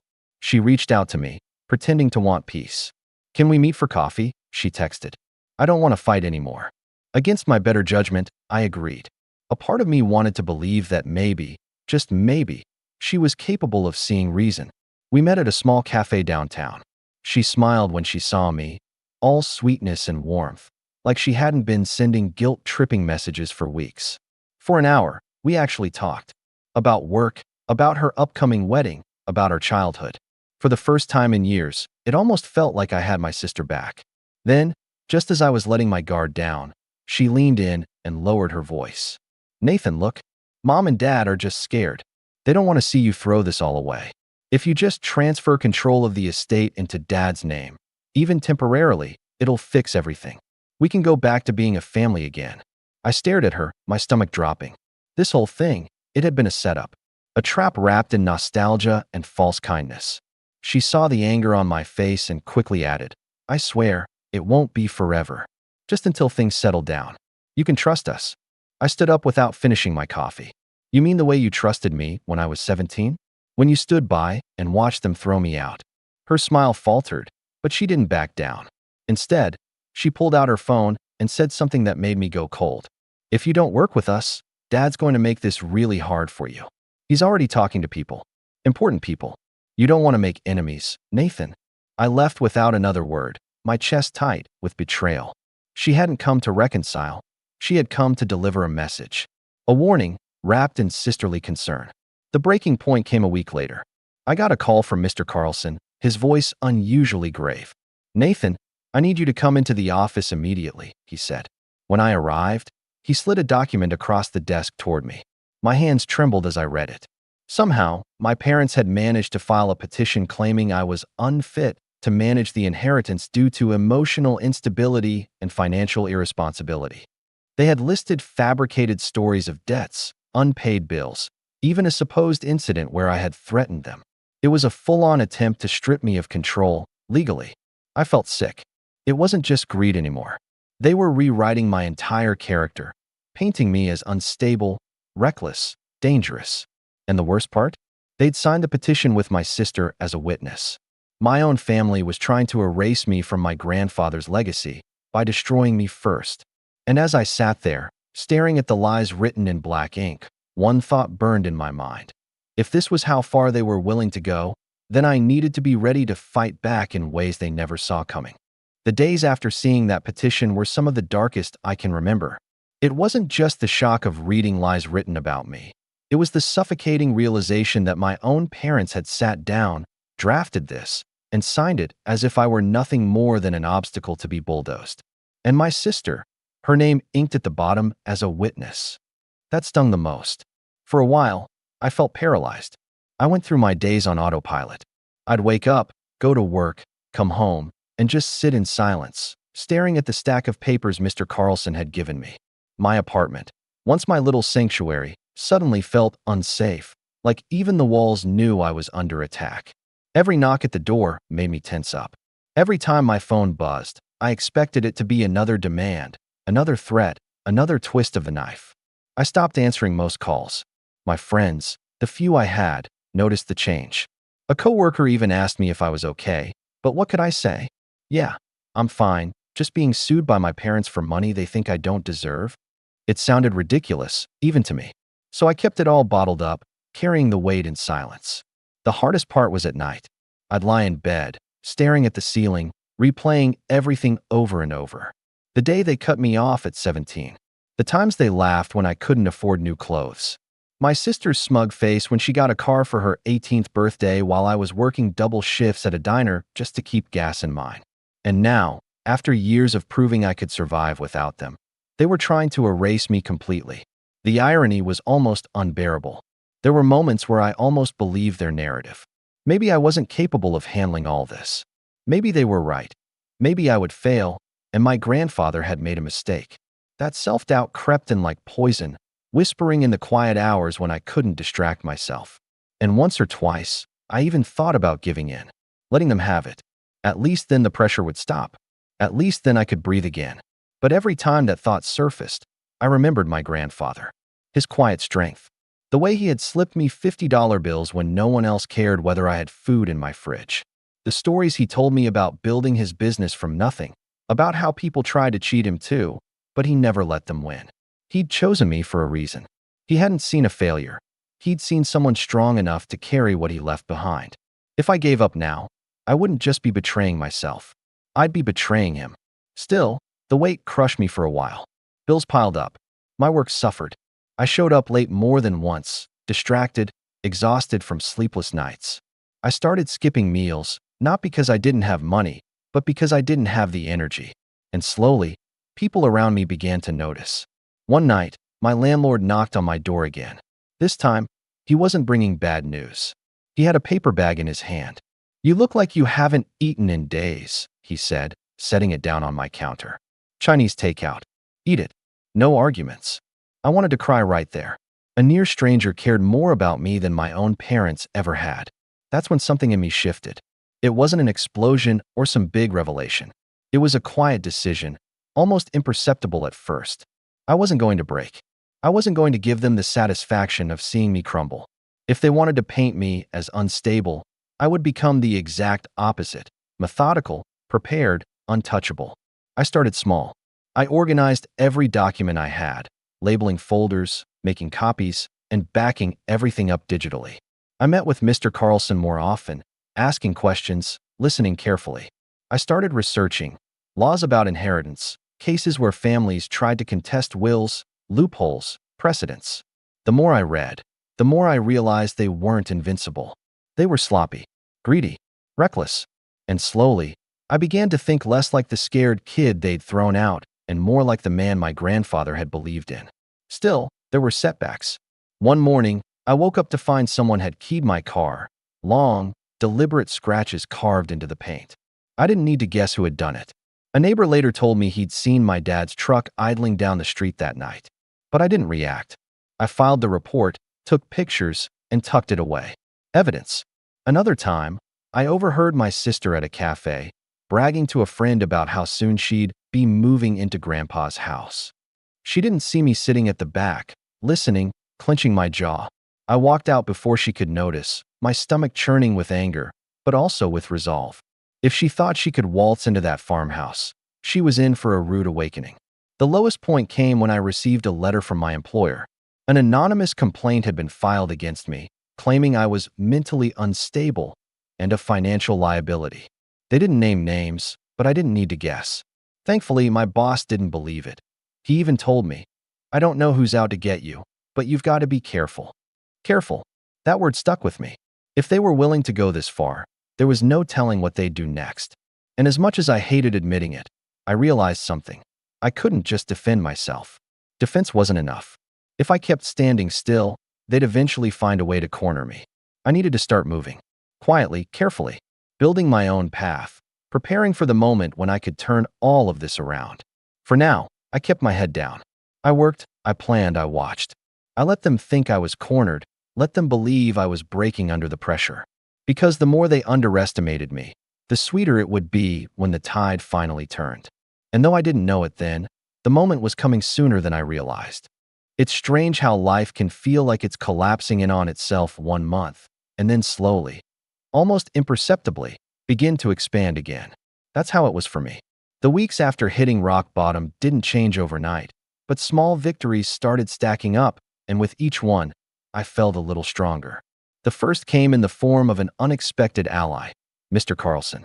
Until then, I had viewed him purely as my grandfather's executor, someone paid to handle the paperwork. But as we spent more time together, I realized he wasn't just some detached lawyer. He had known my grandfather for decades, had sat at his kitchen table, had watched him build everything from scratch. One afternoon, as we sat across from each other going through files, he leaned back in his chair and said, "Nathan, your grandfather always said you reminded him of himself when he was young. Hard-headed, maybe, but resilient. That's why he trusted you with this. Don't doubt that." Those words lit something inside me. I started treating our meetings less like chores and more like lessons. I asked questions about property management, taxes, trusts, investments. At first, I felt embarrassed, like a kid asking the teacher to explain the obvious. But Carlson never once made me feel stupid. Slowly, terms that had sounded like another language began to make sense. My confidence grew piece by piece. Then, with his guidance, I opened a trust account, something my parents had no control over. For the first time, the inheritance didn't just feel like a weight. It felt like a tool, something I could use strategically. I didn't splurge. I didn't buy the sports car I once dreamed of as a teenager.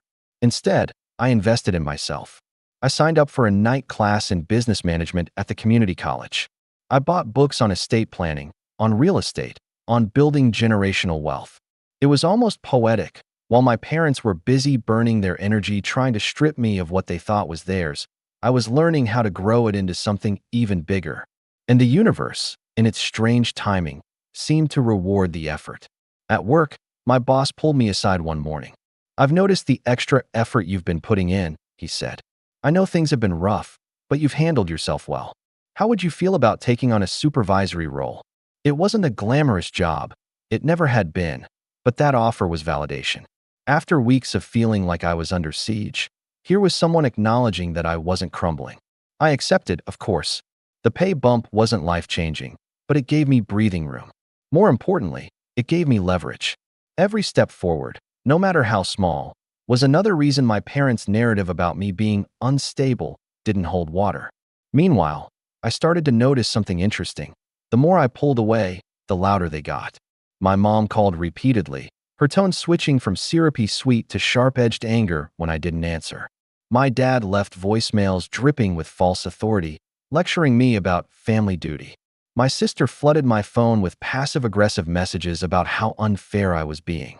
And yet, the more they demanded, the calmer I became. Because now, I wasn't reacting blindly. I was observing, gathering, filing away their desperation like pieces on a chessboard. And then came the turning point, the farmhouse. My grandfather's old home wasn't just property to me.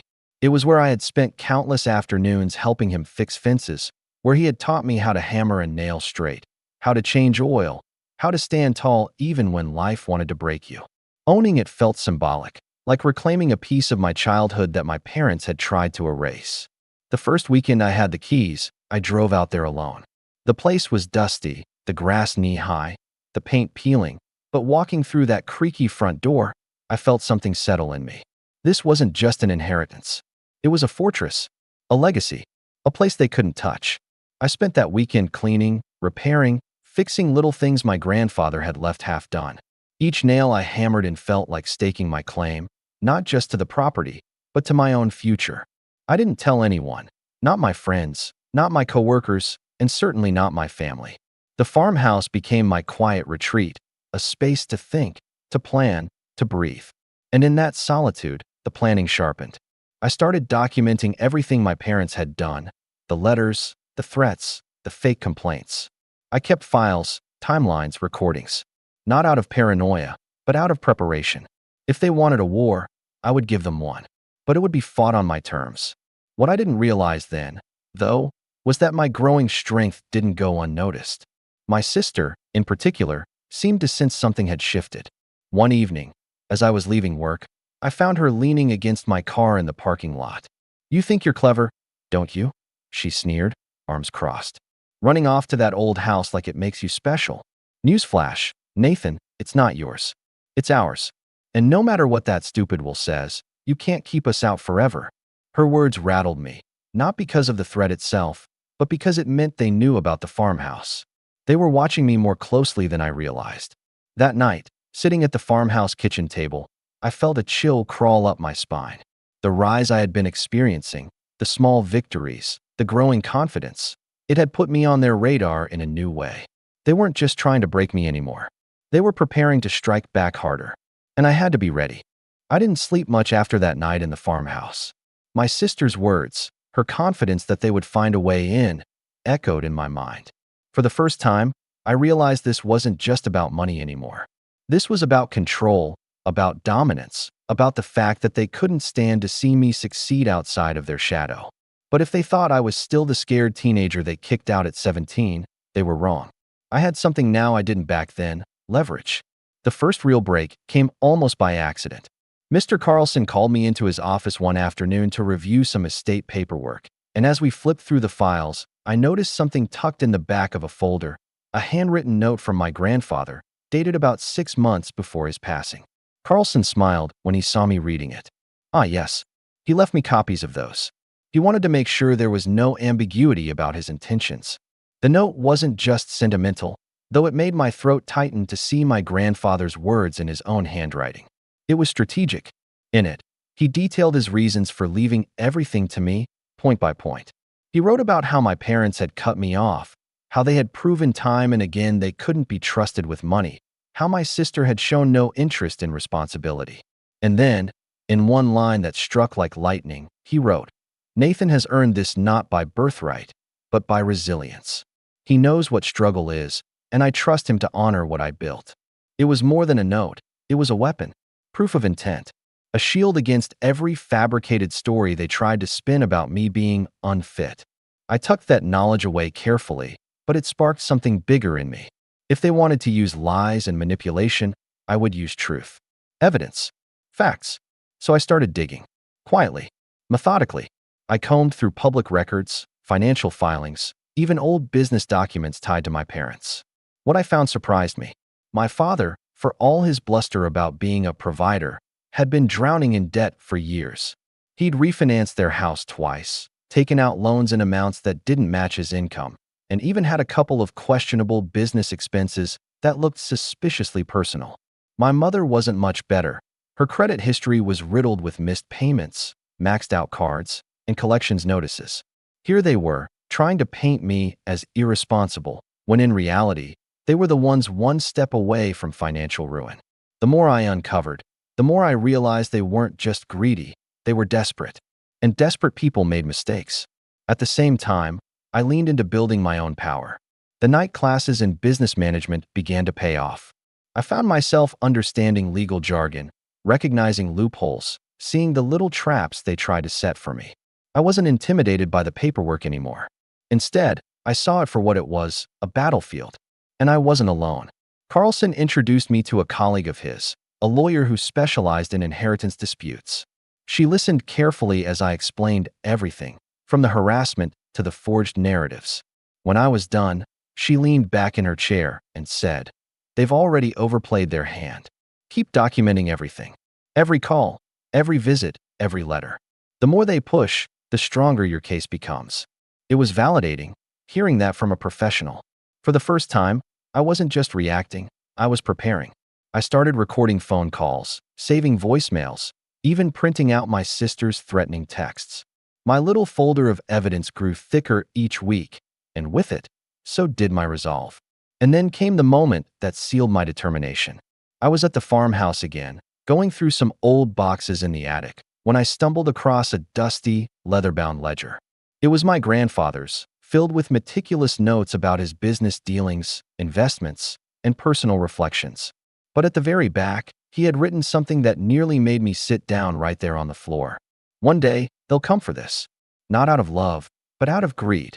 Don't give them what they want, Nathan. Remember, control is not given, it's taken.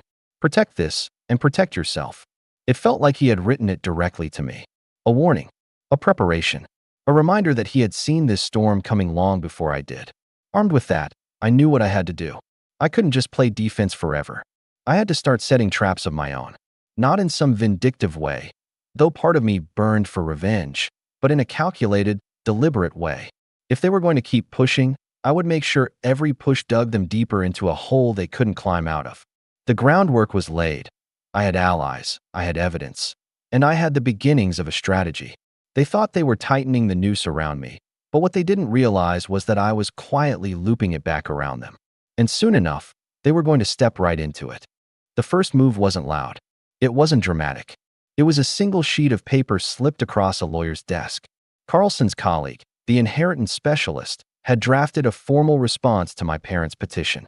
Attached to it were copies of every piece of evidence I had been quietly gathering: my grandfather's handwritten note, the threatening text from my sister, the voicemails where my dad flat out said I wasn't part of the family, but now suddenly claimed I couldn't be trusted with family assets.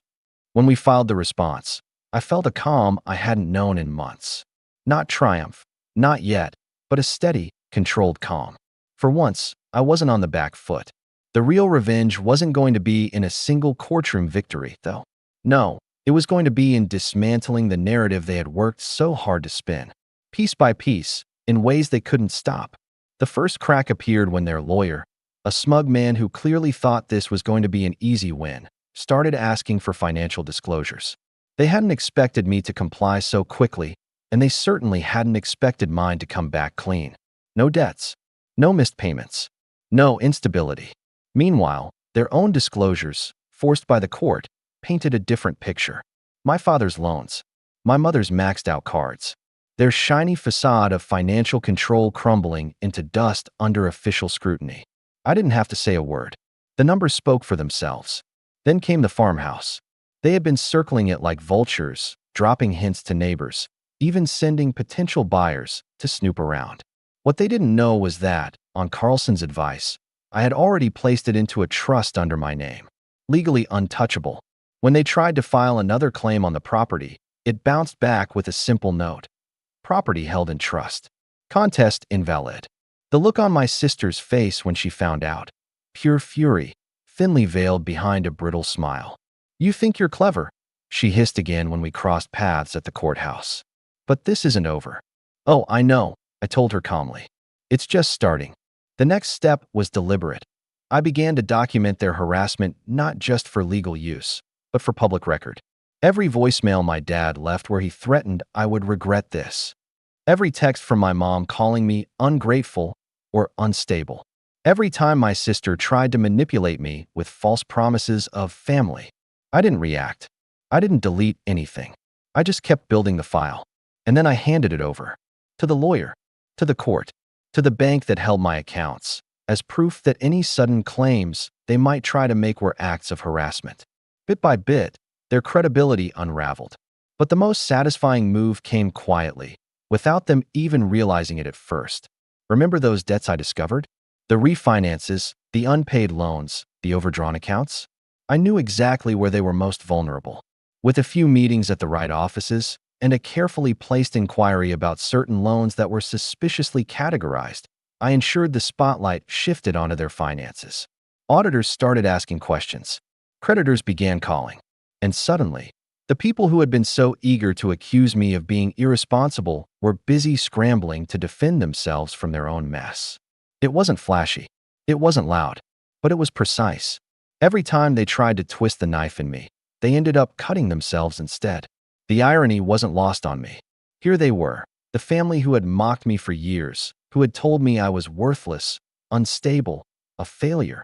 And yet, in the eyes of the law, in the eyes of the community, in the eyes of anyone paying attention, I was the one standing tall. Quiet, steady, untouchable. And I wasn't finished. Not even close. Because as much as it felt good to see their lies unravel, I wanted something more. Not just protection, not just survival. I wanted a reckoning. The kind my grandfather had warned me about in that ledger. A reckoning where they wouldn't just lose the inheritance. They'd lose the very power they had tried to hold over me my whole life. The pieces were on the board. The trap was set. And soon, they were going to walk straight into it. The day of the final hearing was gray and heavy with rain, the kind of weather that seemed fitting for what was about to unfold. I sat at the long wooden table beside my lawyer, my stack of carefully prepared files neatly organized in front of me. Across the room, my parents and sister looked like they'd aged 10 years since the will reading. My father's jaw was clenched so tightly I could see the muscle twitching. My mother fidgeted with her pearl necklace, and my sister scrolled on her phone with feigned indifference, though her eyes darted nervously every few seconds. The judge entered, and the proceedings began. Their lawyer launched into his argument, painting me as financially reckless and emotionally unstable, citing incidents that never happened, debts I never had, and behaviors I never displayed. He spoke confidently, like he thought the outcome was already secured. Then it was our turn. My lawyer stood, calm and steady, and began laying out the truth. One by one, she presented the evidence. My grandfather's handwritten note explaining exactly why he trusted me. The clean financial records showing my stability. The stack of texts and voicemails filled with harassment, threats, and manipulation. The piece de resistance came when she introduced the financial disclosures. My parents' mountain of debt, their reckless spending, the very things they tried to accuse me of. The courtroom shifted. You could feel it in the air. Their lawyer stammered, tried to redirect, but the damage was done. The judge leaned forward, clearly unimpressed. By the time the ruling came down, it wasn't just a win. It was a complete dismantling of their case. The petition was dismissed with prejudice, meaning they couldn't file it again. The inheritance, the estate, the farmhouse, everything was affirmed as mine, untouchable. But the fallout didn't end there. The financial skeletons I had uncovered didn't just stay in that courtroom. Word spread quickly. Creditors, banks, even neighbors began to realize the perfect family image my parents had cultivated was nothing more than a hollow shell. Their debts piled higher, their credit collapsed, and soon enough, the home they had always lorded over me was put up for sale just to keep their heads above water. My sister didn't fare much better. Her fiancé, upon learning about the lies, the debts, and the public humiliation of the failed petition, quietly ended their engagement. The wedding that was supposed to be her big moment never happened. I heard later she moved into a cramped apartment across town, far from the spotlight she craved. And me? I didn't gloat. I didn't need to. My revenge wasn't in rubbing their faces in their downfall. It was in standing tall when they expected me to crumble. It was in honoring my grandfather's faith in me, in proving that resilience outlasts greed every single time. Months later, I stood on the porch of the farmhouse, the fields stretching out before me. The house had been cleaned up, repainted, restored piece by piece with my own hands. I thought about my grandfather, about how he must have known this day would come, about how he trusted me, not just with his estate, but with the lesson that family isn't defined by blood. It's defined by loyalty, respect, and trust. As the sun broke through the clouds and lit up the fields, I whispered the words I wished I could tell him face to face. You were right. I protected it. And I protected myself. And for the first time in years, I felt free. When I was 10, my sister threw a tantrum so loud the neighbors called the cops. The reason? I got a slightly bigger slice of cake at our cousin's birthday party. I'm not exaggerating. She screamed, cried, and slapped the plate out of my hands like we were in some daytime soap opera. I'll never forget the way the frosting landed on my shoes, or how she screamed, "It's always about him," before storming out. Her name is Jenna. She's 3 years older than me, and at 35, she's still throwing tantrums, just now with a husband, a kid, and a whole new arsenal of emotional blackmail. My name's Nate, I'm 32, and for most of my life, I've been the quiet, dependable younger brother. The one who paid the bills, who showed up, who stayed silent while everyone else made noise. It's funny, really. I never used to think of myself as passive.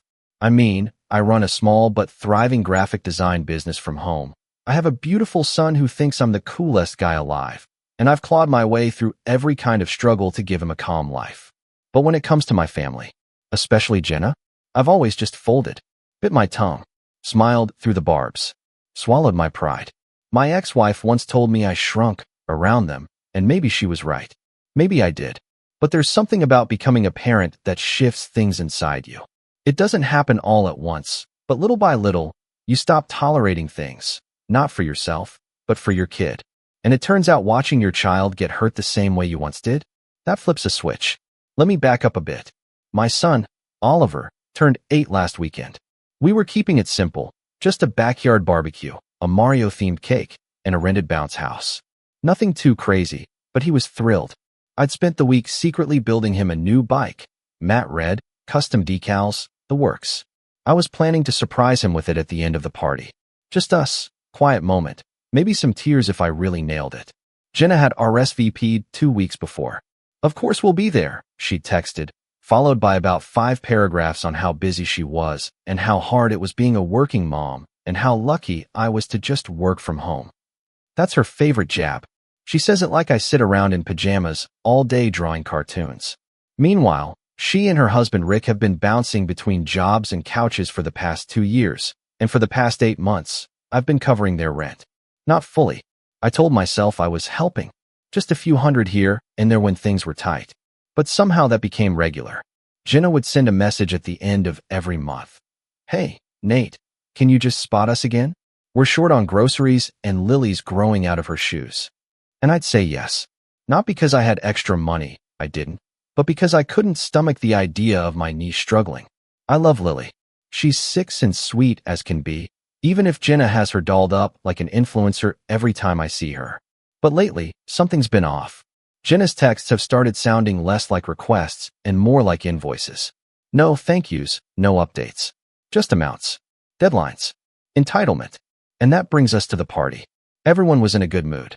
The kids were bouncing and squealing, the burgers were sizzling, and Oliver was beaming in his little Luigi hat. My best friend Ray was manning the grill while I ran around handing out juice boxes and Band-Aids. It was chaos, but the good kind. Jenna showed up about an hour in, late as always, with Rick and Lily in tow. She made her usual scene, talking loud, hugging people like she was hosting, not attending.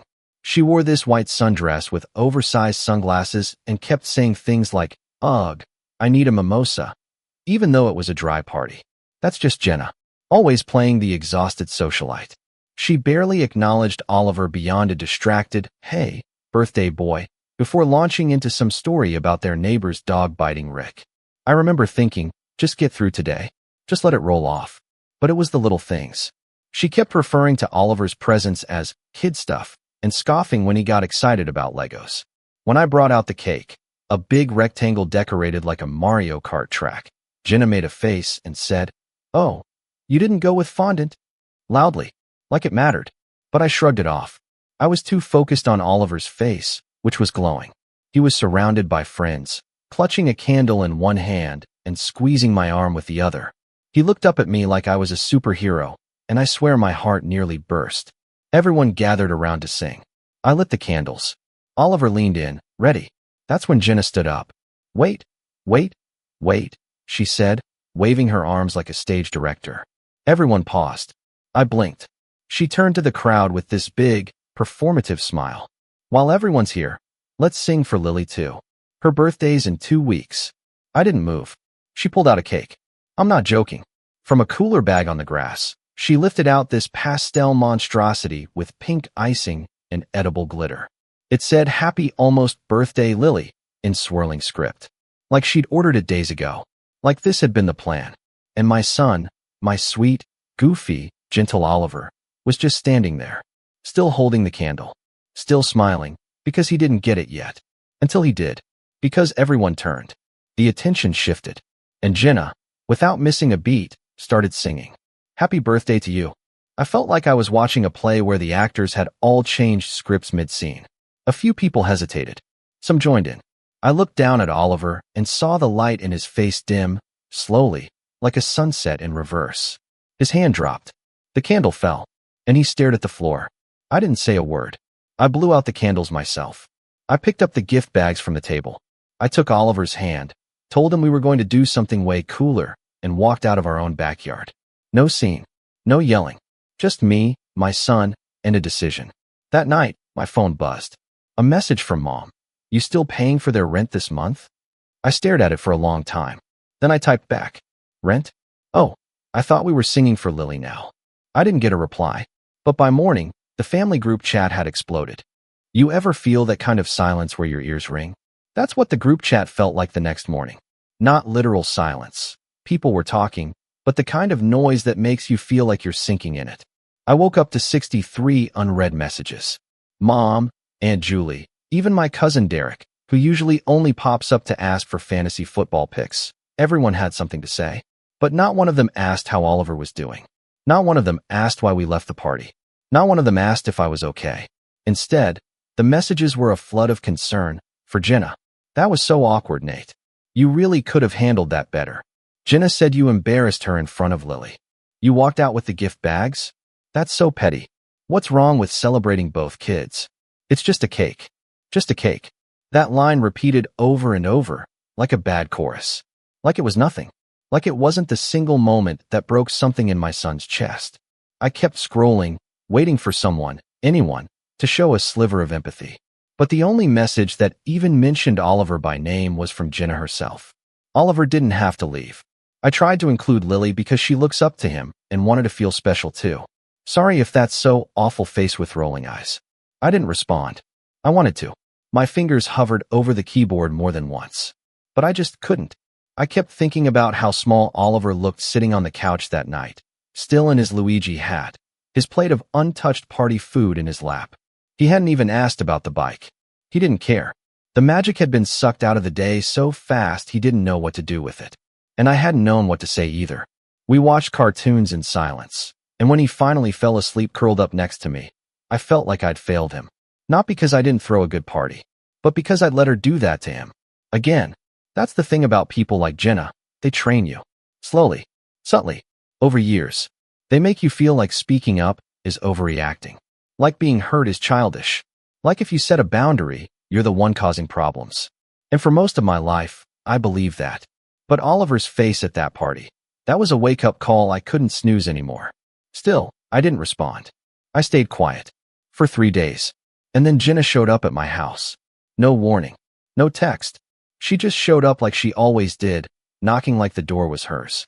I opened it a crack and saw her standing there in oversized sunglasses, her lips pursed, arms crossed over a crop top that said #MomLife in sparkly lettering. I'm just here to drop off Lily's thank you cards, she said, like we were in a Hallmark movie. She wanted to thank everyone who came to her party. She held out a stack of glittery pink envelopes with stickers on them. One was addressed to Oliver. I didn't take them. I just stared. That wasn't her party, I said finally. Jenna rolled her eyes. Oh my God, Nate. Are we still doing this? You hijacked my son's birthday. You made him cry. You humiliated him in front of his friends. I was trying to make it special for both kids. I thought you of all people would get that. You're always going on about how we're supposed to be a village and help each other, and I did one thing. And you stormed off like a toddler. I opened the door wider so she could see my face. He didn't even eat his cake. He hasn't touched his presents. He thinks he did something wrong. That made her pause, just for a second. But then she sighed dramatically. Kids bounce back. You're being so extra about this. And there it was. The dismissal. The brush off. The same tone she used when we were kids and she accidentally spilled nail polish on my comic books or told our cousins I wet the bed. I didn't. She was always the victim. Always misunderstood. And if you challenged that, you were being dramatic. I didn't invite her in. I didn't say goodbye. I just shut the door. That night, Oliver finally asked, "Why did Lily get a cake too?" His voice was so small I almost missed it. We were brushing our teeth side by side. I took a deep breath.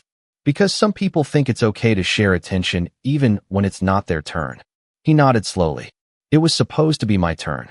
It was your turn, bud, I said, pulling him into a hug. And I'm sorry I let anyone take that from you. That was the moment something inside me solidified. I wasn't just done with the group chat. I was done playing the part they'd written for me years ago. The quiet helper. The ATM. The punching bag. And that decision, that's what kicked off the real storm. I canceled the automatic transfer I'd been making for Jenna and Rick's rent. Not maliciously. Not with an announcement. Just quietly. I deleted the scheduled payment. That was it. But when the first rolled around and their landlord sent a reminder, all hell broke loose. First came the text from Jenna. "Hey, rent didn't go through. Did something glitch? Can you resend ASAP?" Then another, 2 hours later. "Nate? Hello? We really need that money. You said you'd help." And when I still didn't reply, a full-blown phone call from Mom. "You're really not helping this month?" she said, her voice tight. "They have Lily to think about."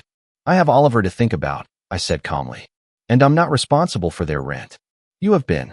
"Yeah, and I'm done." Mom sighed like I'd told her I was moving to Mars. "You're being vindictive." Over a cake. It wasn't about the cake. It was about the years of disrespect. About watching my son get steamrolled like I did. She didn't mean to hurt him. But she did. And nobody has even apologized. There was silence on the line. Not the heavy, guilty kind. The kind that tells you the other person still doesn't get it. "You know," she said finally, "when your dad left, Jenna stepped up for this family. She was 16, and she screamed at me for crying too loud. She's struggling, Nate. So am I." Another pause. "Well, I hope you're happy with your little protest." Then she hung up. I didn't feel happy. I felt nauseous, like I'd kicked a hornet's nest. But I also felt something else underneath the nerves, something sharper, cleaner, relief. And then the messages started again. Rick chimed in first. He rarely spoke up in the group, but this time he posted a long rant about family loyalty and how some people only pretend to be generous until they're asked to prove it. Aunt Julie posted a crying emoji. Uncle Mark said he was disappointed. Cousin Derek chimed in to say, "Nate's always been weird." And in the middle of it all, Jenna dropped the bomb. "I just don't understand how someone who claims to love Lily could leave her in the street like this. Thanks for showing your true colors." That was when I broke my silence. I typed one message. "My true colors? You paraded your daughter around like it was her party while my son stood there heartbroken. And now you want my money like nothing happened. I'm done being your safety net. Get your life together." It got 10 angry reacts and 1 thumbs up from my cousin Alex, who lives in Oregon and barely speaks to anyone. But it was enough. I muted the group chat. And then came the betrayal. 3 days later, I picked up Oliver from school, and he was quiet. Quieter than usual. I asked what was wrong, and he said, "Lily told everyone I ruined her party." I nearly slammed the brakes. Apparently, Jenna had told Lily that Oliver left because he was jealous, and that he made a scene and made everyone uncomfortable. Lily, in turn, repeated this at school. And kids being kids, they believed it. Or at least teased him like they did. One girl told him he was too sensitive. Another asked if he cried every time someone else got a cake. He didn't cry in the car. He just stared out the window and asked if we could get burgers instead of going home. I said yes. And as I watched him eat his fries in silence, a part of me hardened. Not cold, not bitter, but done. If Jenna wanted to twist the narrative, fine. If the family wanted to pretend I was the villain, fine. But I was going to protect my son. And if that meant burning bridges, so be it. I had a plan forming. A quiet one. One they wouldn't see coming. But first, I needed to pay someone a visit. Rock bottom doesn't always look like some dramatic breakdown in a movie. Sometimes it looks like eating cold fries at 7 p.m. in a parked car outside a Burger King while your son pretends he's not holding back tears, and you pretend you're not watching him do it. That was my low point. Not because I'd lost money or status or anything you can quantify, but because I realized how much of myself I'd given away to keep the peace in a family that never offered any in return. I'd spent decades shrinking, folding, smoothing things over like it was my job. And now my son, my brilliant, sensitive, forgiving little boy, was learning to do the same thing, and I could see it on his face. That fear of making things worse by speaking up. That instinct to be small when someone else takes up all the space. It wrecked me. That night, after I tucked Oliver into bed, I sat on the living room floor surrounded by unopened birthday presents. He'd refused to touch them all week, like they were somehow contaminated by what happened. But I opened one, just one. A science kit from his friend Milo. I stared at the box, blinking through the guilt, and finally whispered, "I'm so sorry, buddy." Then I got up, and I started writing a plan. It started with a list, nothing fancy. Just a cheap notebook and a blue pen. But it helped to see the words. I wrote, "Protect Oliver. Stop funding Jenna. Create space for Mom. Rebuild. Quietly. Give Oliver his joy back." That last one hit me the hardest. See, I had this version of myself in my head. Dad who handled things, who didn't let the world touch his kid. But the truth? I'd let the world touch him anyway.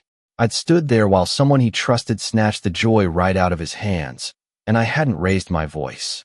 I hadn't called her out. I hadn't defended him. I'd walked away. Which, sure, maybe that was the right call in the moment. But in the bigger picture, it wasn't enough. So I got to work. The first step was school. I emailed Oliver's teacher, Mrs. Grant, a kind, no-nonsense woman in her early 40s who'd always had a soft spot for him. I didn't go into all the drama. Just explained the situation in gentle terms, mentioned the teasing, and asked if she could keep an eye out. She replied within the hour. "Thank you for telling me. Oliver is a bright and empathetic kid. I'll make sure he feels supported." It wasn't a fix, but it helped. And the next day when I picked him up, he seemed lighter. Said he got to help lead the class science experiment. Said Mrs. Grant let him use the big thermometer. He even laughed once, just a small, surprised sound when I tried to do the Waluigi voice and completely butchered it.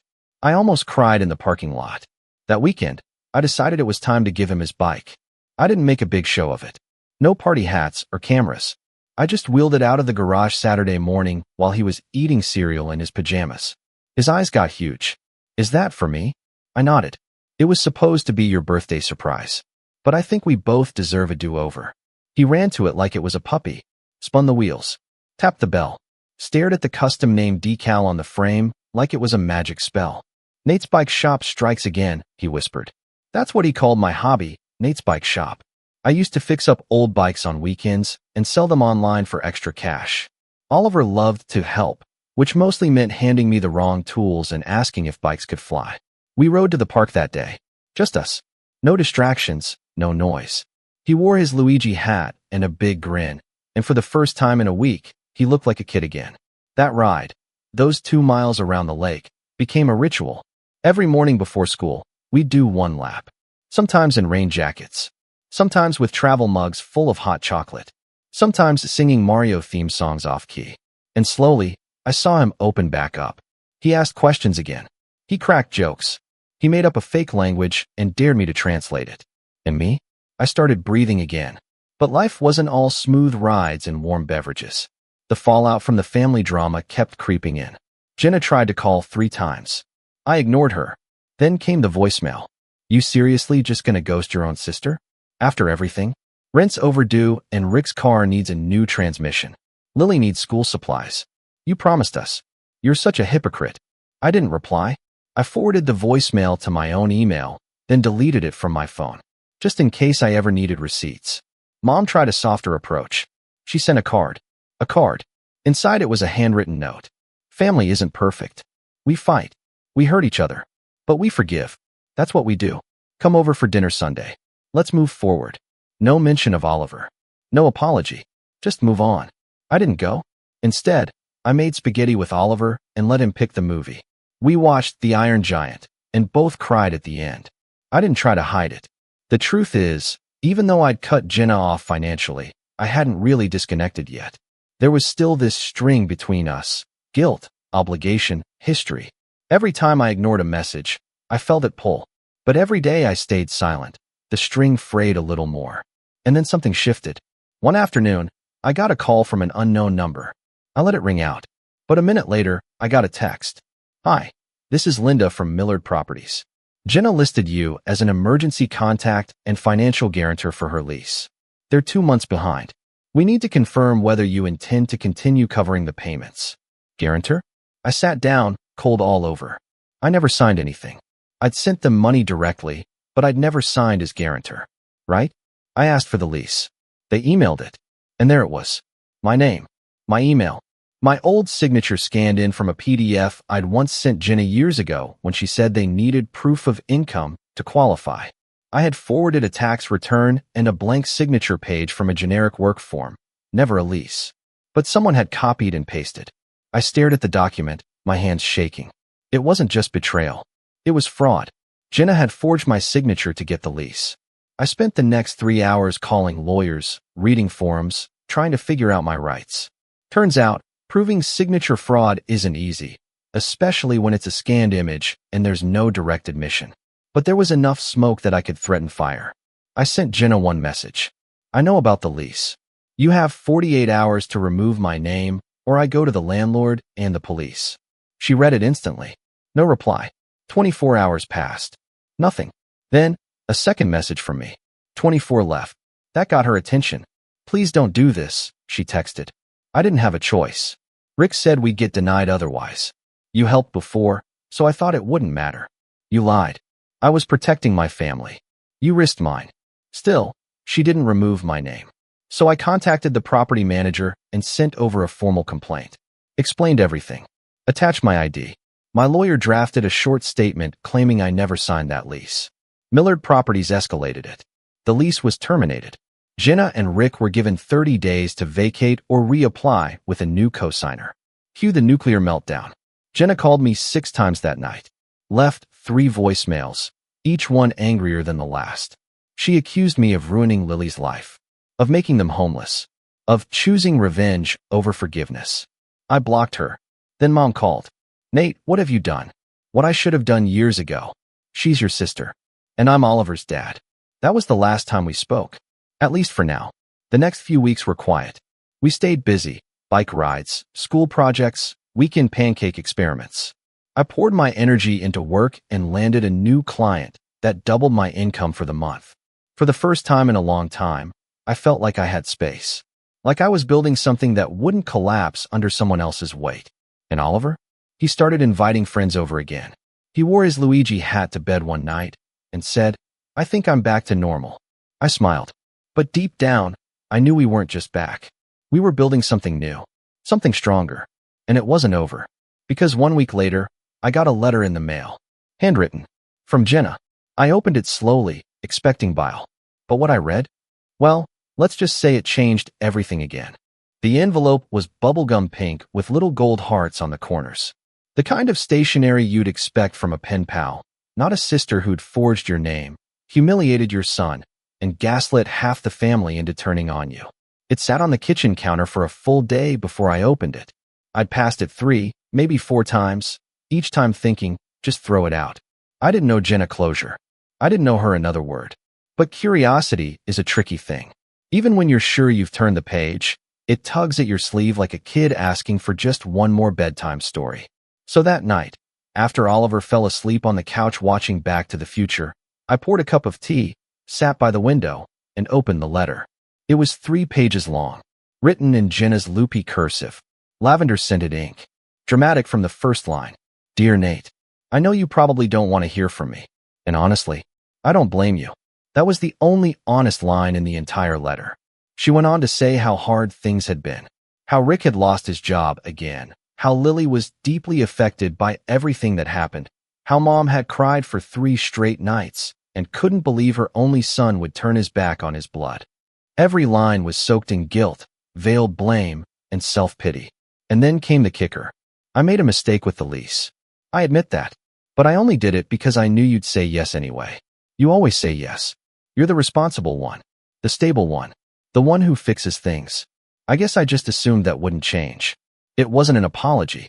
It was a confession of expectation. She'd counted on my silence. My predictability. My unwillingness to be the bad guy. She was saying, you train me to use you. And maybe she wasn't wrong. But that version of me, the one who swallowed his pride for peace, who stayed quiet for the sake of family, that version had already buried himself the day I watched my son stare at the floor with a candle in his hand.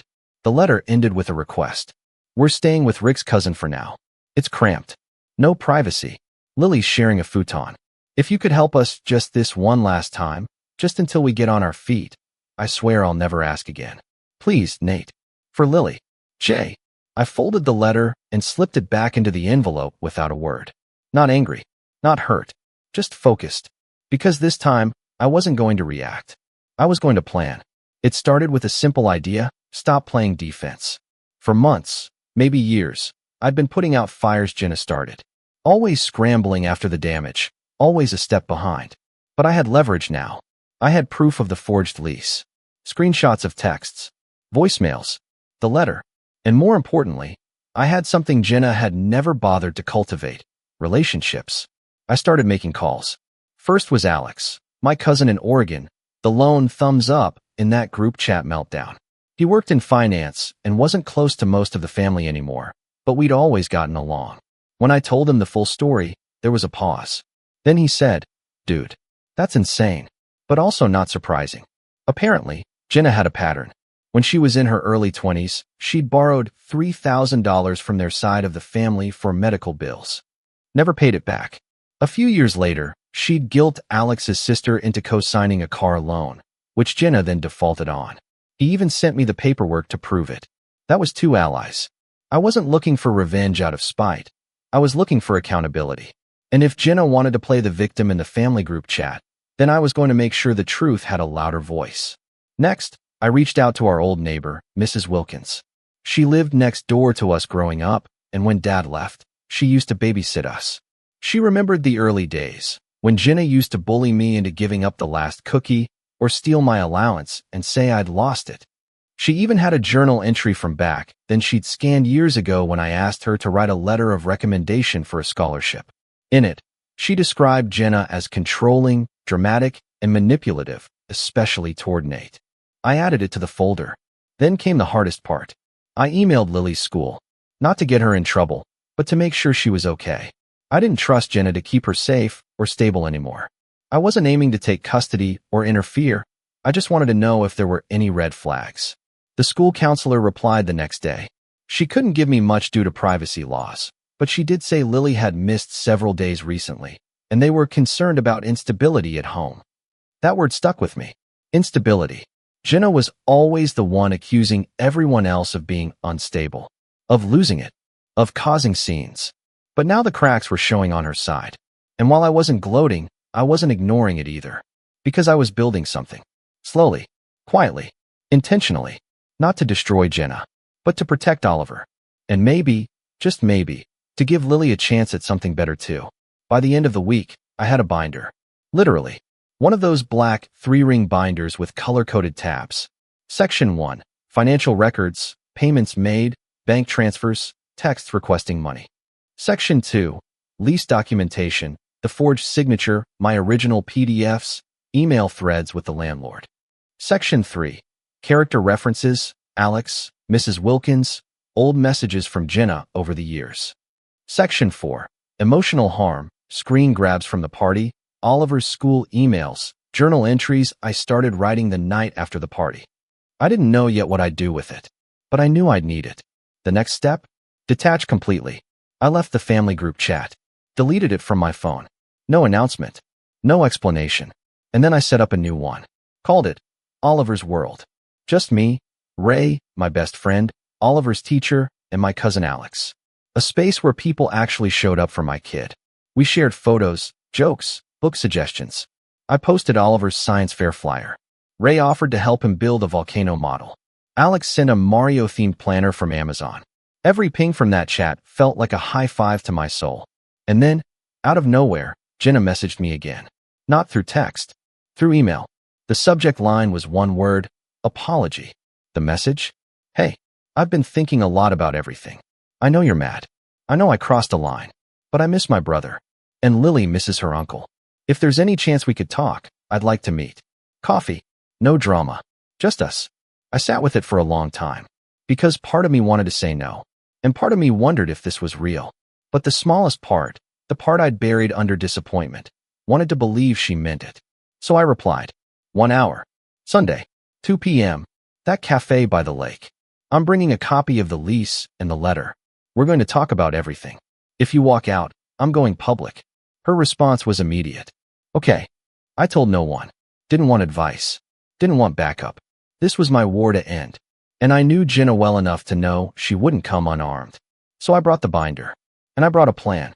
Not a threat. Not a tantrum. Just truth. The kind that cuts deeper than screaming. The kind that stays. When Sunday came, I got there early. Sat by the window. Ordered tea. And when Jenna walked in, late as always, I could tell something was different. Not in her face. In her eyes. Because for the first time since we were kids, she looked afraid. And I was ready. She walked in wearing a blazer. That's how I knew it wasn't real. Jenna didn't do blazers. She did hoodies with ironic slogans, cardigans she borrowed from mom, and once, an actual prom dress to a baby shower.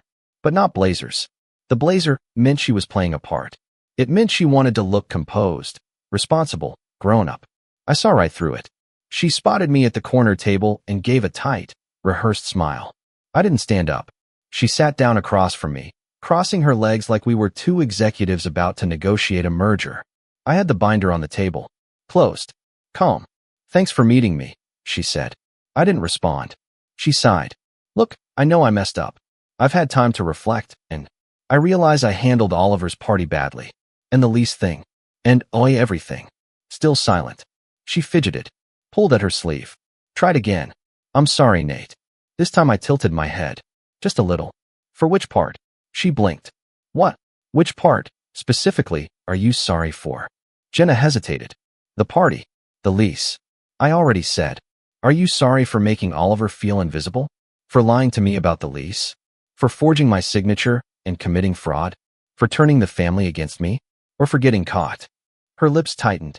You don't have to be like this. I'm just asking for clarity. I came here for honesty. That's all. For a second, I thought she might actually try. That she might put the performance aside. But Jenna didn't know how to be vulnerable without a spotlight. She leaned back, arms folded. Fine. I'm sorry. Happy now. I opened the binder. Jenna's eyes dropped to it like it was a weapon, and in a way, it was. This is every rent payment I made for you, I said, flipping to tab 1. Over $7,400 in total, not including groceries, birthday gifts, or the down payment I gave you when you said Rick's car got stolen, which I now realize never happened. She opened her mouth. I held up a hand. Next, I said, flipping to tab 2, is the lease agreement. The one with my forged signature. Here's my actual signature for comparison. Here's the email I sent you with the blank form. Here's the version with your edits. The landlord has confirmed you submitted it. My lawyer has reviewed it. I have enough to press charges if I choose to. Jenna's face drained of color. You wouldn't. I haven't. Yet. I flipped to tab 3. Here are testimonies from Alex, Mrs. Wilkins, and a few others. They outline your history of manipulative behavior, financial exploitation, and pattern of emotional abuse, specifically toward me. These aren't accusations. These are patterns. You went to Mrs. Wilkins? She whispered. You left me no choice. I flipped to tab 4.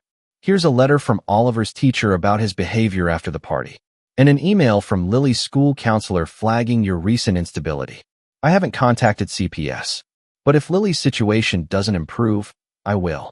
That finally broke her composure. You're trying to destroy me. No, I'm trying to protect my son. And if possible, though I doubt you'll let me, your daughter. Jenna slumped back in her chair. What do you want, Nate? And there it was. The only question that mattered. I took out a piece of paper, slid it across the table. It was a formal, notarized agreement, drafted by my attorney. Nothing complicated. Just 3 key points. Cease all financial requests from this point forward. Formally remove my name from any current or future leases, loans, or documentation. No contact with Oliver unless pre-approved by me. It wasn't revenge. It was a boundary. A legal one. Jenna stared at it like it was a death certificate. This is insane, she muttered. No. This is freedom. She didn't sign it. Not then.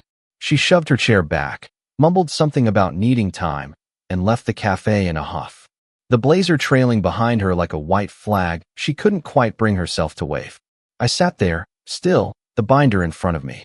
And then I pulled out my phone and made one final call. The next week, I called Mom. I hadn't spoken to her since our last tense conversation, but she deserved to know. She answered on the second ring. Nate. Hey, I just wanted you to hear it from me. Okay. I met with Jenna. I presented her with a formal agreement. I've decided I'm no longer engaging in any family financial assistance. That includes her, Rick, or anyone else. Silence. Then, Nate, I know she's a lot, but she's still. Mom, no. Don't. Please. Just listen. She went quiet. I have spent years cleaning up her messes, paying for her decisions, being the bad guy when I said no, and then being the villain when I finally stood up for my kid. I can't do it anymore. I won't. I'm not asking you to pick sides. I'm just letting you know that from this point forward, I'm done being the one everyone leans on. I'm building something better for me and for Oliver. And if that makes me selfish, fine. Mom exhaled. She's not doing well, Nate. She's saying you threatened her. She forged a lease with my name. I could have had her arrested. Another pause. Longer this time. Then, what can I do? That surprised me. I don't know, I said honestly. Maybe just listen. Without trying to fix it. Without defending her. Just hear me. Mom sniffled. I'm sorry. I didn't know about the lease. I know. We hung up on neutral ground. Not healed. But maybe, starting to understand. A month passed. Then two. And slowly, the ripple effect settled. Jenna didn't sign the agreement. She did, however, move back in with Rick's parents across town. I heard through Alex that she'd gotten a part-time job at a daycare. She still posted passive-aggressive quotes on Instagram. Family isn't always blood. Some people only love you when you're useful. That kind of thing. But there were no new rent requests, no voicemails, no forged documents. Lily started showing up at Oliver's school again. I didn't stop her from saying hi at pickup. She ran up once and hugged him. He smiled. I let it happen. Because none of this was her fault. She's just a kid. Like Oliver. Trying to grow up in the middle of other people's storms. As for us, we kept building. We took a weekend trip to a cabin by the lake. Built snowmen. Made burnt s'mores. Oliver beat me at chess for the first time and demanded I call him Grandmaster O for the rest of the weekend. He started therapy, too. Not because he was broken, but because I wanted him to know that healing doesn't mean hiding. He made a comic book about a superhero named Deadman. Powers included building bikes, making pancakes, and turning invisible when people fight. I cried when I read it. I framed it for his room. And then one night, 6 months after the party, I got a knock at the door. It was Jenna. No blazer this time. No makeup. No agenda. Just her, holding a manila envelope. I signed it, she said. The agreement. I had it notarized. I took it. Checked the stamp. It was real. I'm not asking for anything, she said. Just wanted you to know I got the message. Loud and clear. I nodded. She turned to leave. But before she did, she paused. Tell Oliver I'm sorry. I know it doesn't fix anything, but I mean it. I didn't respond. She left without waiting for one. That was the last time I saw her. No dramatic endings. No tearful reunions. Just boundaries, finally respected. And silence. The good kind. The kind that feels like peace. Not absence, but space. Space to grow. Space to breathe. Space to ride bikes with your son around a quiet lake and know, deep in your bones, that you're no longer shrinking to keep others comfortable. You're finally standing tall. And the final line? I gave Oliver a new bell for his bike last week.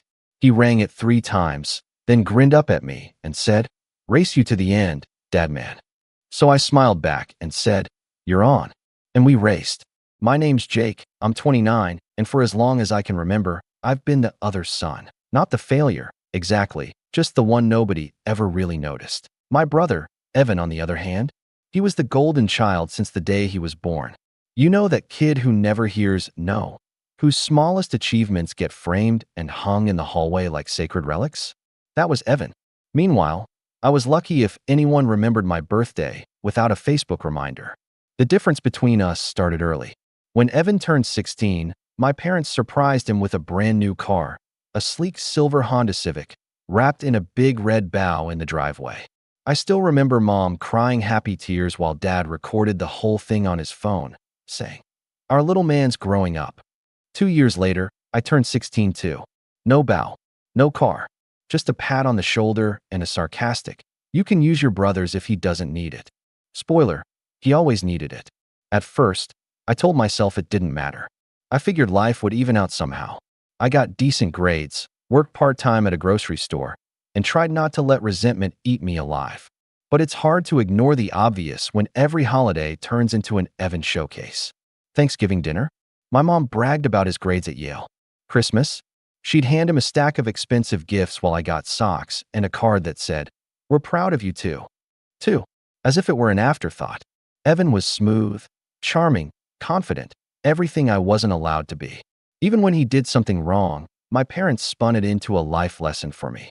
Like when he borrowed $2,000 from Dad's account during college for what turned out to be a Cancun trip with his friends. Mom laughed it off. "He's just young. Let him live a little." When I once asked for $200 to fix my old laptop so I could finish a project for my side business idea, Dad snapped, "Learn responsibility first, Jake." That phrase became the family motto. Learn responsibility first. I heard it every time I asked for help. Tuition? Learn responsibility. Car repairs? Learn responsibility. Health insurance? Learn responsibility. I learned it. All right. I learned to stop expecting anything from them. After high school, I couldn't afford college, so I went straight to work. I started at a small construction company as an apprentice, picking up whatever shifts I could. I worked long hours, weekends, holidays, you name it, just to keep up with rent. Meanwhile, Evan went to Yale on my parents' dime, then got his rent covered in Boston to give him time to find the right opportunity. The irony? His opportunities always seemed to involve unpaid internships at startups that mysteriously folded 6 months in. But every time he came home, my parents treated him like royalty. Evan's networking, Mom would beam. That's how people get ahead. When I mentioned that I was saving up to maybe start my own business one day, she smiled politely, then asked Evan how his real career was coming along. I don't think I truly started resenting him until my mid-20s, when my hard work finally began to pay off, and nobody cared. By then, I had moved out, bought a small fixer-upper house in a not-so-great neighborhood, and started a construction company of my own. It wasn't glamorous, but I was proud of it. I didn't tell my parents much about it because, honestly, I didn't want their fake approval. But when Evan called me one night asking if I could help him out with a small loan, and then casually dropped that he'd crashed his second car, something inside me snapped. He said, "You've got your little company now, right? You can afford it." Little. The word stung more than it should have. I told him no, and he laughed like I'd made a joke. "You always were stingy," he said. "No wonder you're still where you are." Where I was. I had a business, a house, no debt. But to him, none of that mattered because I didn't have the status. I wish I could say I let it go, but resentment builds quietly, like rust under paint. Every family dinner just added another layer. My parents' house was basically a shrine to Evan. His diplomas, his framed photos with people I didn't recognize, his awards from networking events that didn't even sound real. There wasn't a single picture of me past age 12. Once, I asked Mom why. She looked genuinely confused and said, "Well, Evan always sends us new ones. You never do." I stopped going to dinners after that. For a while, at least. But this past Christmas, I got a call from Mom saying, "Jake, it would mean a lot if you came this year. We're all going to be together again." I almost declined, but something in her voice, that forced cheerfulness, made me curious. Maybe part of me wanted to see if anything had changed. Maybe I wanted to show them that I wasn't the same broke kid they ignored. I had a decent suit now. I drove a truck I paid off in full. I even had employees who respected me. So I went. When I walked into the house, it felt like stepping into a time capsule of everything I'd escaped. Same beige walls, same family photos, all of Evan. He was already there, of course, standing by the fireplace in a tailored jacket, holding a glass of wine like he was posing for a magazine cover. Mom rushed over to hug me, but it felt forced, the kind of hug people give out of obligation, not affection. Dad gave me a nod from the couch without standing up. Jake, Evan grinned. Didn't think you'd make it, man. Busy building birdhouses. I laughed once sharply. No, actual houses, Evan. You know, the ones people live in. He chuckled and raised his glass. Good for you. Some people are just built for business, huh? Mom shot me a look, silently begging me not to start anything. I didn't. Not yet. Dinner was exactly what I expected. Evan dominated every conversation. Mom and Dad fed him question after question like he was some celebrity guest. How's the startup coming? Have you talked to that investor friend again? You're really doing so well, honey.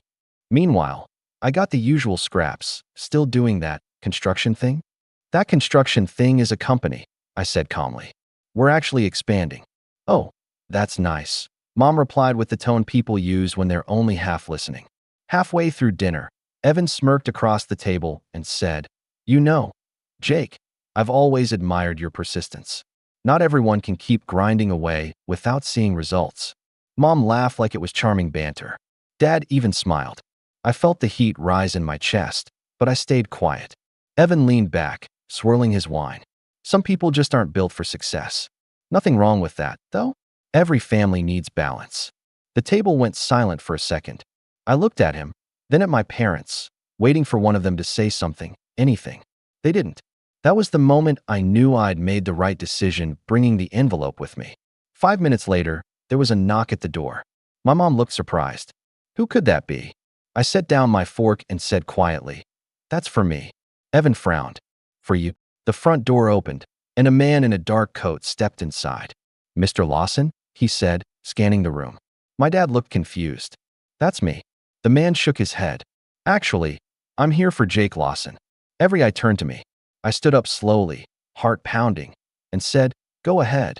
He opened a folder and began reading. The first line made my mom drop her fork. Evan's face went pale, and that's where everything changed. For a few seconds, nobody spoke. The only sound was the faint ticking of the clock on the wall. Evan's smirk faded into something closer to disbelief, and my dad's brow furrowed like he was trying to make sense of what he just heard. My lawyer, Mr. Hartman, stood there patiently, calm and polite, the perfect professional. He didn't seem fazed by the stunned silence in the room. Mom blinked rapidly, then forced a shaky smile. Jake, what is this about? Some kind of prank? I didn't answer. I just gestured toward Mr. Hartman. He cleared his throat. As I stated, effective immediately, all ownership and controlling interest in Lawson and Company. Properties have been transferred to Mr. Jake Lawson. This includes the rental units, the family vacation home, and the associated investment accounts. Dad sat forward. That's impossible. Lawson and Company is mine. I built that company. Mr. Hartman nodded. You did, sir. Until you sold it, 18 months ago. Mr. Lawson acquired full rights through a holding agreement. I watched the color drain from my father's face. He turned toward me, jaw tight. What kind of nonsense is this? Evan laughed, though it sounded nervous. Come on, Jake. You're joking, right? You don't even know how that stuff works. I met his eyes. You'd be surprised what I've learned while grinding away without results. The air turned thick. My mother's voice trembled when she said, Jake, why would you do something like this? I didn't answer her question. Not yet. See, that moment. The shock, the disbelief, it was years in the making. Every condescending comment, every family dinner where they talked over me, every time they made me feel small while lifting Evan higher. It all led to that single pause between their confusion and realization. But this wasn't revenge. Not yet. This was just the crack in the surface. Let me back up a little, because the truth didn't start that night. It started months before, around the time Dad began having money troubles. He'd called me one evening, out of the blue. That was rare. Usually, we spoke through Mom, if at all. He said, Jake, I need your help. Nothing big, just some quick advice. You've been doing construction and rentals, right? I remember sitting at my desk, half suspicious, half curious. Yeah, I said cautiously. What's going on? He sighed like it physically hurt him to ask. Your old man's having some cash flow issues. The tenants in one of my buildings are behind on rent. I'm considering selling the property, but I don't want to deal with agents. I just need a clean deal, fast. You know anyone who'd buy it? I did. Me. But I didn't tell him that yet. Instead, I asked, how much are you looking for? He gave me a number that made my heart race. It was way below market value. I knew that building, solid structure, great location, a little outdated but easily fixable. He wanted quick cash, not long-term value. I might know someone, I said carefully. He chuckled. That's my boy. Always finding opportunity. For once, he sounded proud. Or at least like he needed me. And that was enough motivation for me to play along. Within 2 weeks, I had a holding company set up under a generic name, Alderbrook Ventures. My lawyer handled everything. The sale went through smoothly. My dad never bothered to check who owned Alderbrook. Why would he? To him, I was the kid who built birdhouses. After that first sale, I expected him to learn from it, to get cautious. He didn't. Over the next 6 months, he sold 3 more properties through quick deals, thinking he was liquidating before things got worse. Each time, he dealt with my company without realizing it was me behind it. By the end, I controlled more than half of Lawson and Company's holdings. But I didn't just want control, I wanted clarity. I wanted to know why I had always been treated like an afterthought. That clarity came one evening in June, when I stopped by my parents' house unannounced. Mom was in the kitchen, talking to a friend on speakerphone. She didn't hear me come in. Her friend asked, "So how's Jake doing these days?" Mom laughed. "Jake? Oh, he's fine, I think. Still doing his little business thing. But honestly, Evan's the one we're focused on. He's destined for something big. Jake's, well, he's Jake. Simple boy, hardworking, but not the ambitious type." Something about the way she said simple boy stuck with me. Like I was a pet who learned a few tricks, but would never be allowed inside the house. After that, I stopped trying to fix things. I started building something of my own instead, not just financially, but emotionally. I began documenting every transaction, every transfer, every time Dad signed his name on something without reading the fine print. My lawyer made sure it was airtight. Meanwhile, Evan kept living the good life. My parents funded his downtown apartment, his vacations, even his business launches that somehow never launched. One night, he called me just to brag. "Dude," he said, laughing, "Dad's helping me start another company. You should invest. Maybe you'll finally be part of something big." "I'll pass," I said. He smirked audibly through the phone. "Of course. Still scared of taking risks, huh?" Funny thing is, by then, I was taking the biggest risk of my life, and he had no idea. Months later, Dad asked me for help again. "Just one more property," he said. "Then we'll be fine." I agreed, but only if he signed a partnership clause, something that would simplify the transfer, according to my lawyer. He didn't read it. He just signed. That clause gave me 51% ownership of Lawson and Company. When the ink dried, I knew what I had and what it meant. But I didn't celebrate. Not yet. I waited. Then Christmas came. The entire drive to my parents' house, I rehearsed what I'd say if things went south.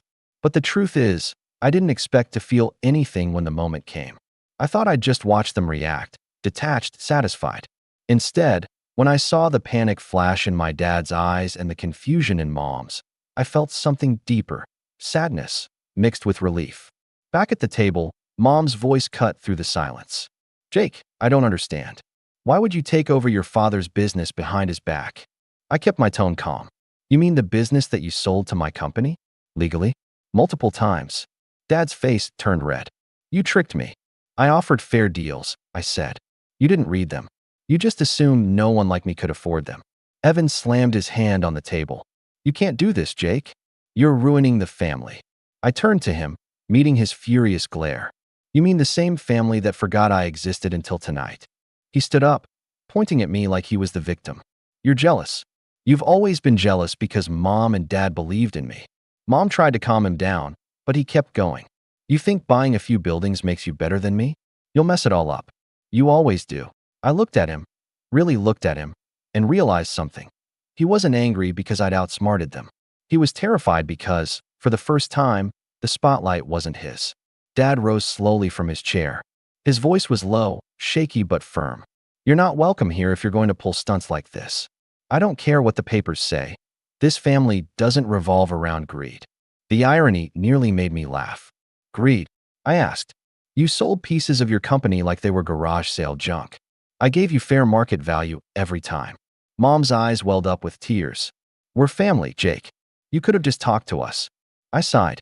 "I tried, Mom. For years. You didn't listen. You never did." Evan leaned against the wall, crossing his arms. "You think you've won something here?" This isn't success, Jake. It's pathetic. I didn't reply. I just nodded to Mr. Hartman. He placed a sealed envelope on the table. This, he said, details the updated ownership structure. Mr. Lawson's name has been removed from all primary accounts. Going forward, any legal or financial correspondence will go directly to Mr. Jake Lawson. Dad's jaw clenched so hard I thought his teeth might crack. Mom whispered, "Jake, please." But I didn't stay to hear the rest. I just walked to the door, paused for a moment, and said quietly, "Merry Christmas." The drive home was quiet. I didn't feel triumphant. I felt free. But deep down, I knew it wasn't over. People like my father and brother don't just accept defeat. They regroup. They scheme.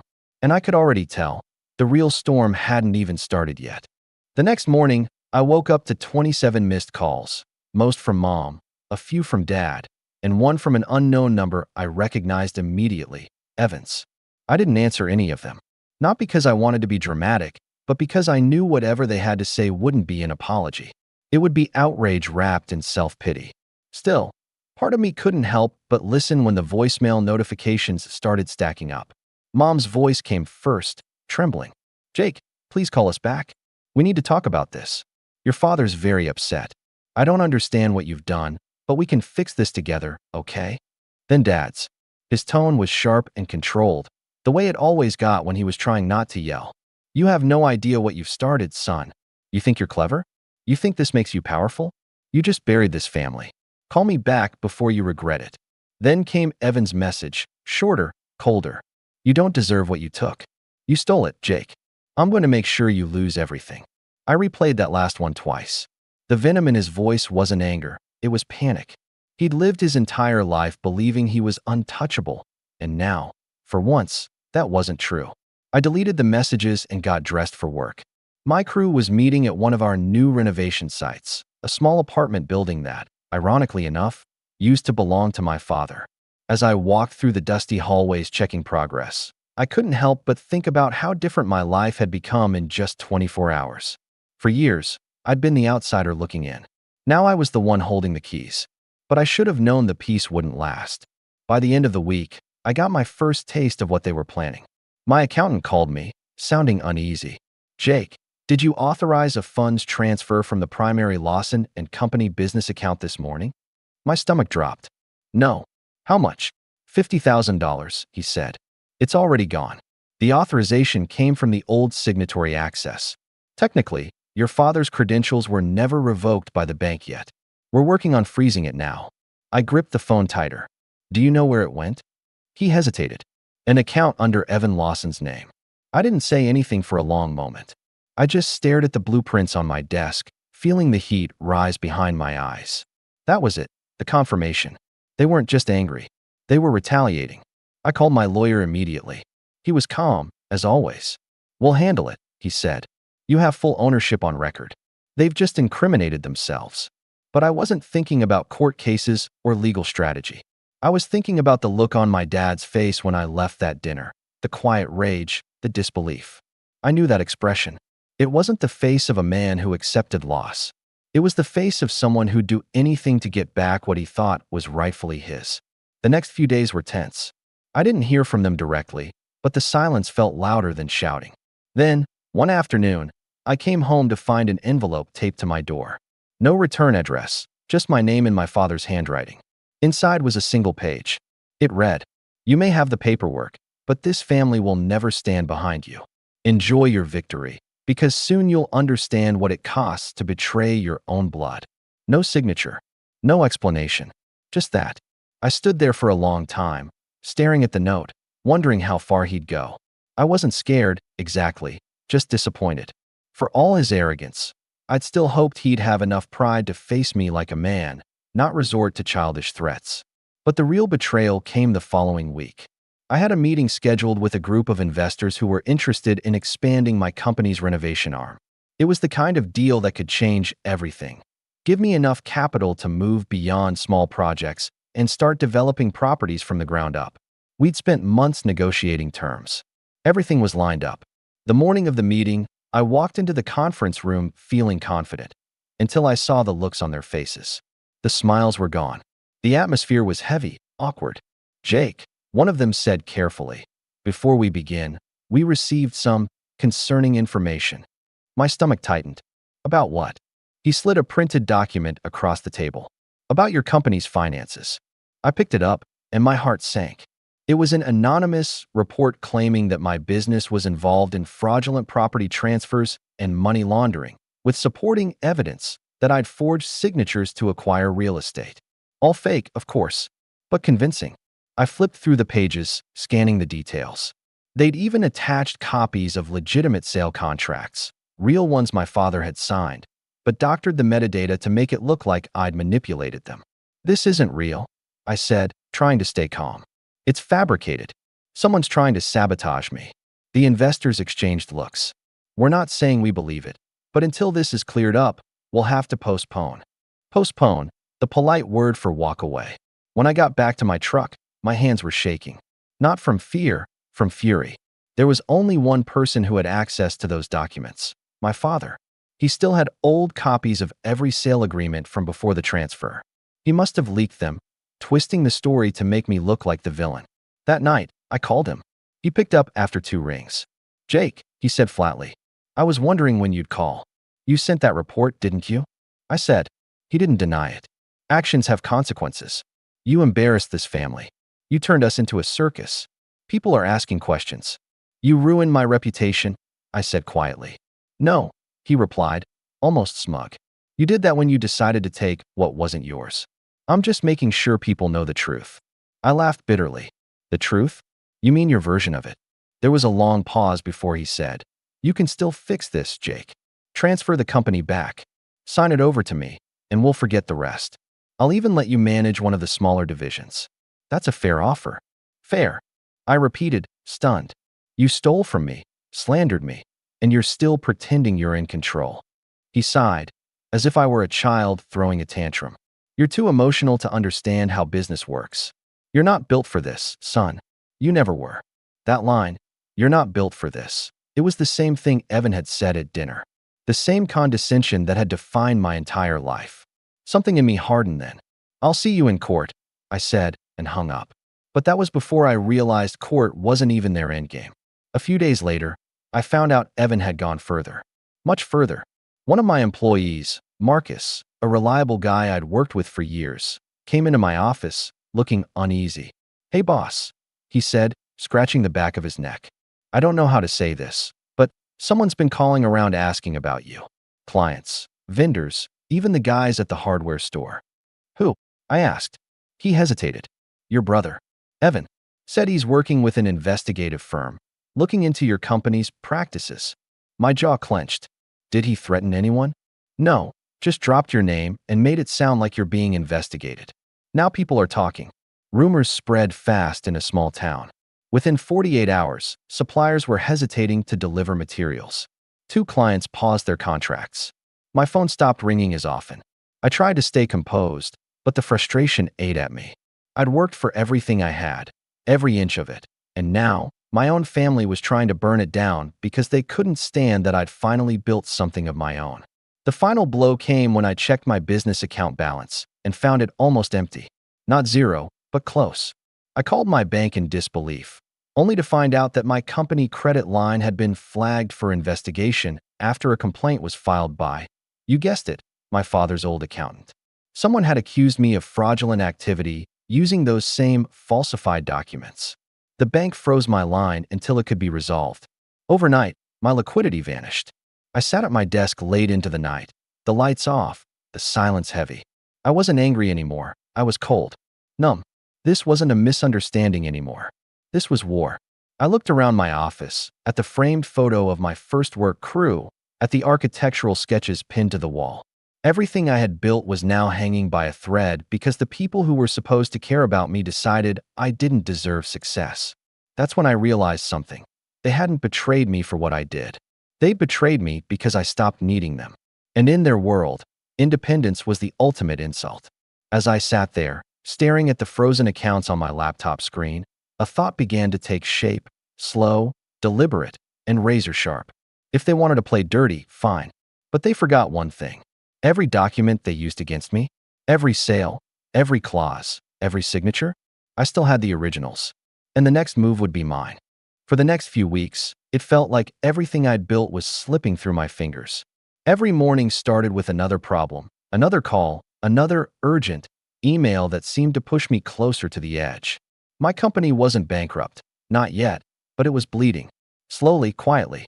The first major hit came when the city inspector failed one of our permits.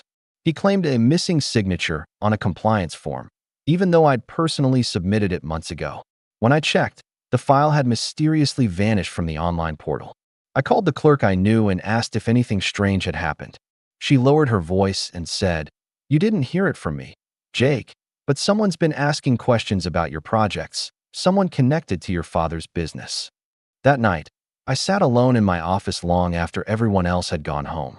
The fluorescent lights hummed overhead as I flipped through files, receipts, and invoices, trying to find a pattern. It was all too coordinated. The missing permit, the frozen funds, the rumors. Someone was trying to choke my company from every angle. I knew who.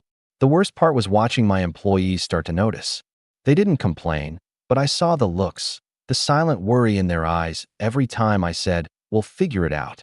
I'd always prided myself on being the kind of boss who didn't let his people feel the weight of his problems, but it was getting harder to hide. I remember one afternoon in particular. It was raining hard, and the roof at one of our renovation sites had started leaking. Half the crew was outside in ponchos, trying to cover the exposed beams with tarps before the water ruined the drywall. I was out there with them, soaked to the bone, hammering nails into a temporary brace when Marcus approached me. He didn't say anything at first, just stood there in the rain with that uneasy look again. Finally, he said, "Boss, if you need to cut hours for a while, we'll understand." I looked at him, confused. Why would I cut hours? He shrugged. "People talk. They say business is slowing down. Some of the guys are nervous, that's all." I forced a smile. "We'll be fine. Just rumors." He nodded, but his eyes said he didn't believe me. That night, I went home drenched, exhausted, and silent. My small house felt emptier than usual, the kind of quiet that presses against you. I sat on the couch with the TV off and stared at nothing. I'd never felt so tired, not physically, but deep in my bones. I kept thinking about all the years I'd spent trying to prove I was worth something to people who'd already made up their minds about me. My parents, my brother, they'd built a family narrative where I was the average one. The backup plan, the safety net. And now that I'd outgrown that role, they were punishing me for it. For a while, I almost gave up. I won't lie about that. There were nights when I stared at my company's ledger, realizing that one more frozen payment or canceled contract could sink everything. I thought about selling a few properties just to stay afloat. I even drafted an email to one of my old clients asking if he'd buy out a building I'd renovated, but I never sent it. Something inside me refused to let go that easily. Then came the day I hit what I can only call rock bottom. It was a Thursday. I remember because the sky was gray, the kind of colorless morning that makes time feel slower. I was in the middle of a site inspection when my phone buzzed, a message from my bank. "Notice, your personal checking account has been temporarily restricted pending review." My breath caught. I called them immediately. After 15 minutes of being transferred between departments, someone finally explained the issue. A complaint had been filed against me, alleging illicit business activity and misuse of company funds for personal gain. It was all fabricated, of course, but until the matter was reviewed, I couldn't touch a cent of my money. That was the moment it hit me. They weren't just attacking my business anymore. They were coming after me, personally. The same day, I got a letter from my father's attorney, a cease and desist order claiming I'd illegally coerced him into signing over company assets. It was nonsense, but legal nonsense still costs money to fight. And I didn't have much of that left. By that weekend, I was down to less than $2,000 in liquid cash. I canceled every non-essential expense. I told my team to take a temporary break, unpaid, of course, though I promised I'd call them back as soon as I could. I didn't tell them that I wasn't sure I ever would. For the first time in years, I had nothing to wake up early for. No projects, no clients, no sense of direction. I spent that week cleaning my garage, not because it needed it, but because I didn't know what else to do. Every rusted tool, every bucket of nails, every blueprint scattered across the workbench felt like a reminder of what I'd built and what I was losing. That's when I found the old photo. It was tucked between two folders in a drawer, a picture of me and Evan as kids. We were maybe 10 and 12. He had his arm around me, smiling, the way brothers are supposed to. On the back, Mom had written, "My boys, partners forever." I stared at that caption for a long time.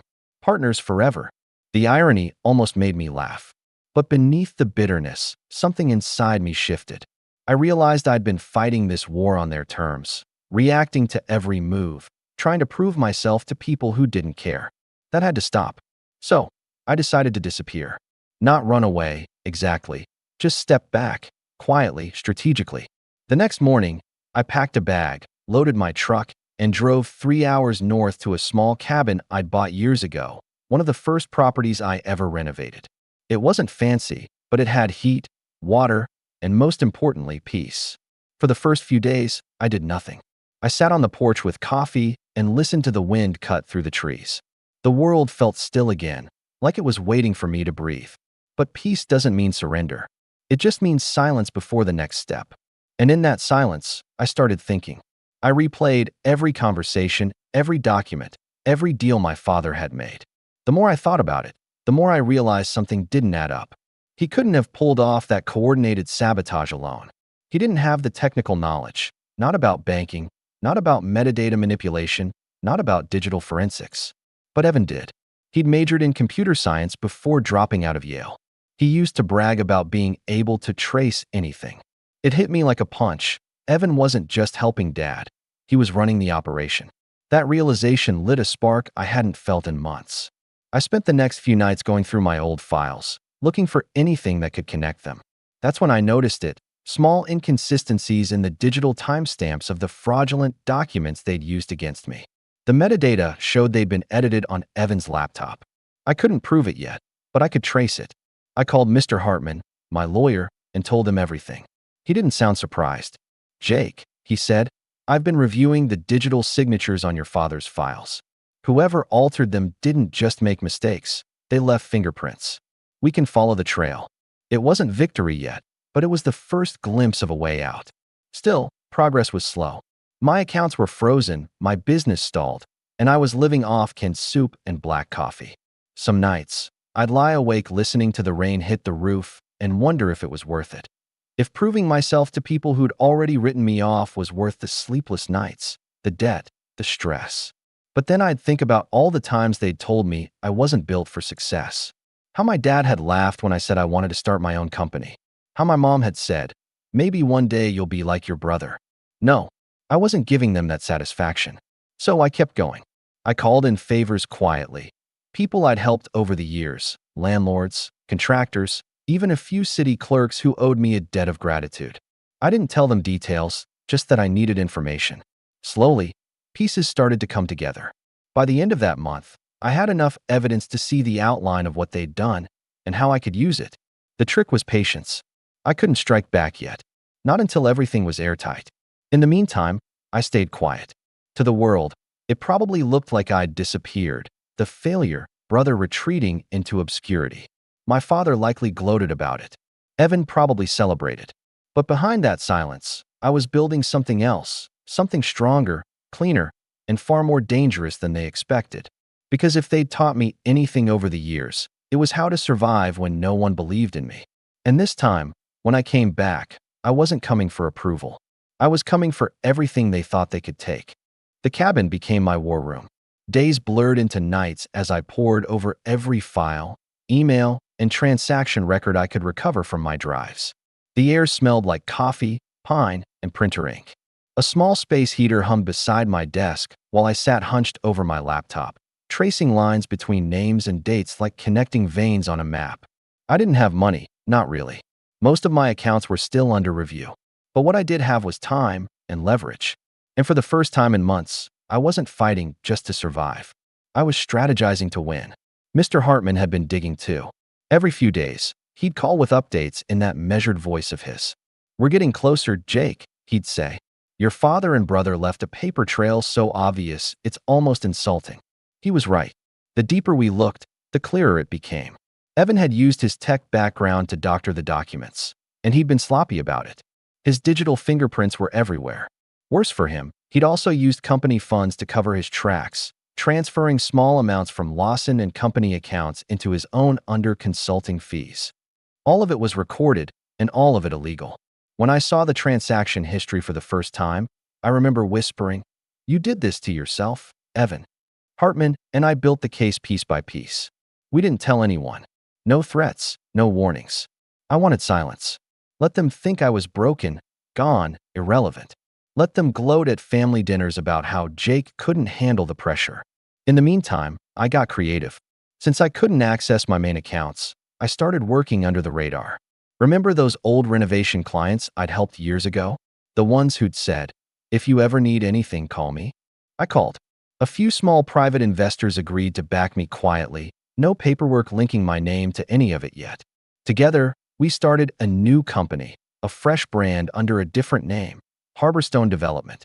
It was small at first, just 3 guys, 2 trucks, and a rented workspace in an industrial zone. No big signs, no public presence. We built quietly, under their radar. Our first project was an abandoned farmhouse I'd purchased before everything fell apart. We fixed it up, flipped it, and doubled our investment in 2 months. Then came a commercial property in need of renovation. Then a block of apartments. Slowly, quietly, I started regaining what I'd lost, except this time, it wasn't built on approval or permission. It was mine alone. The process was exhausting, but different. When I'd first started my business years ago, I'd been driven by anger, the need to prove to my parents I wasn't a failure. Now, I was driven by precision. Every move I made had a purpose. Every signature was calculated. Every deal was sealed twice over. While I rebuilt, Hartman finalized the case. By the end of spring, we had enough evidence to bury both Evan and my father legally. But I wasn't ready to strike, not yet. I wanted to make sure when the truth came out, there'd be no doubt about who had built everything and who had destroyed it. Then something unexpected happened. One evening, as I was reviewing blueprints in the cabin, my phone buzzed. It was Marcus. I hadn't heard from him in months. "Hey, boss," he said, sounding cautious. "Didn't think you'd pick up." "Marcus," I said, smiling faintly. "You still call me boss?" He chuckled. "Old habits.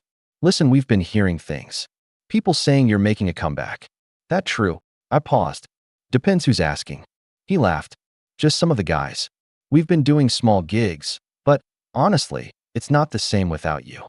You thinking about bringing the crew back?" That question, so simple, hit harder than I expected. These were the guys who'd stuck with me through the worst of it, who'd watched me go from a small-time builder to owning a company, only to see it fall apart because of family politics. "Yeah," I said quietly. "I think it's time." That weekend, they came up to the cabin, Marcus, Luis, and Tommy. We grilled burgers outside on the old fire pit and talked about plans. It felt like family, a word that suddenly didn't sting anymore. By summer, Harborstone was fully operational. We had 10 employees, 3 active projects, and more offers coming in than we could handle. Investors were starting to notice. Word of mouth travels fast in the construction world. People love a comeback story, especially one with a villain attached. Everyone had heard some version of what happened, how Jake Lawson got messed over by his old man. The rumors had twisted into something almost mythic. I didn't correct them. The truth would come out soon enough. Meanwhile, my father's company was starting to crumble. Their reputation was in shambles. The false allegations against me had backfired when inconsistencies surfaced in their filings. Clients began pulling out. I didn't have to lift a finger. They were undoing themselves. One afternoon, I got an email from an old tenant who used to rent one of the Lawson and Company properties. She wrote, "They've stopped maintaining the building. The management won't answer calls. Everyone says the company's going under." I leaned back in my chair, staring at the message. I should have felt vindicated. Instead, I just felt quiet. That was the strangest part of success this time. It wasn't loud. It wasn't about revenge or gloating. It was steady, grounded. I didn't need them to know how well I was doing. But I knew that one day they would. Because the truth always finds its way home. That day came sooner than expected. In July, I got a call from a real estate broker who'd worked with my father for years. His tone was nervous.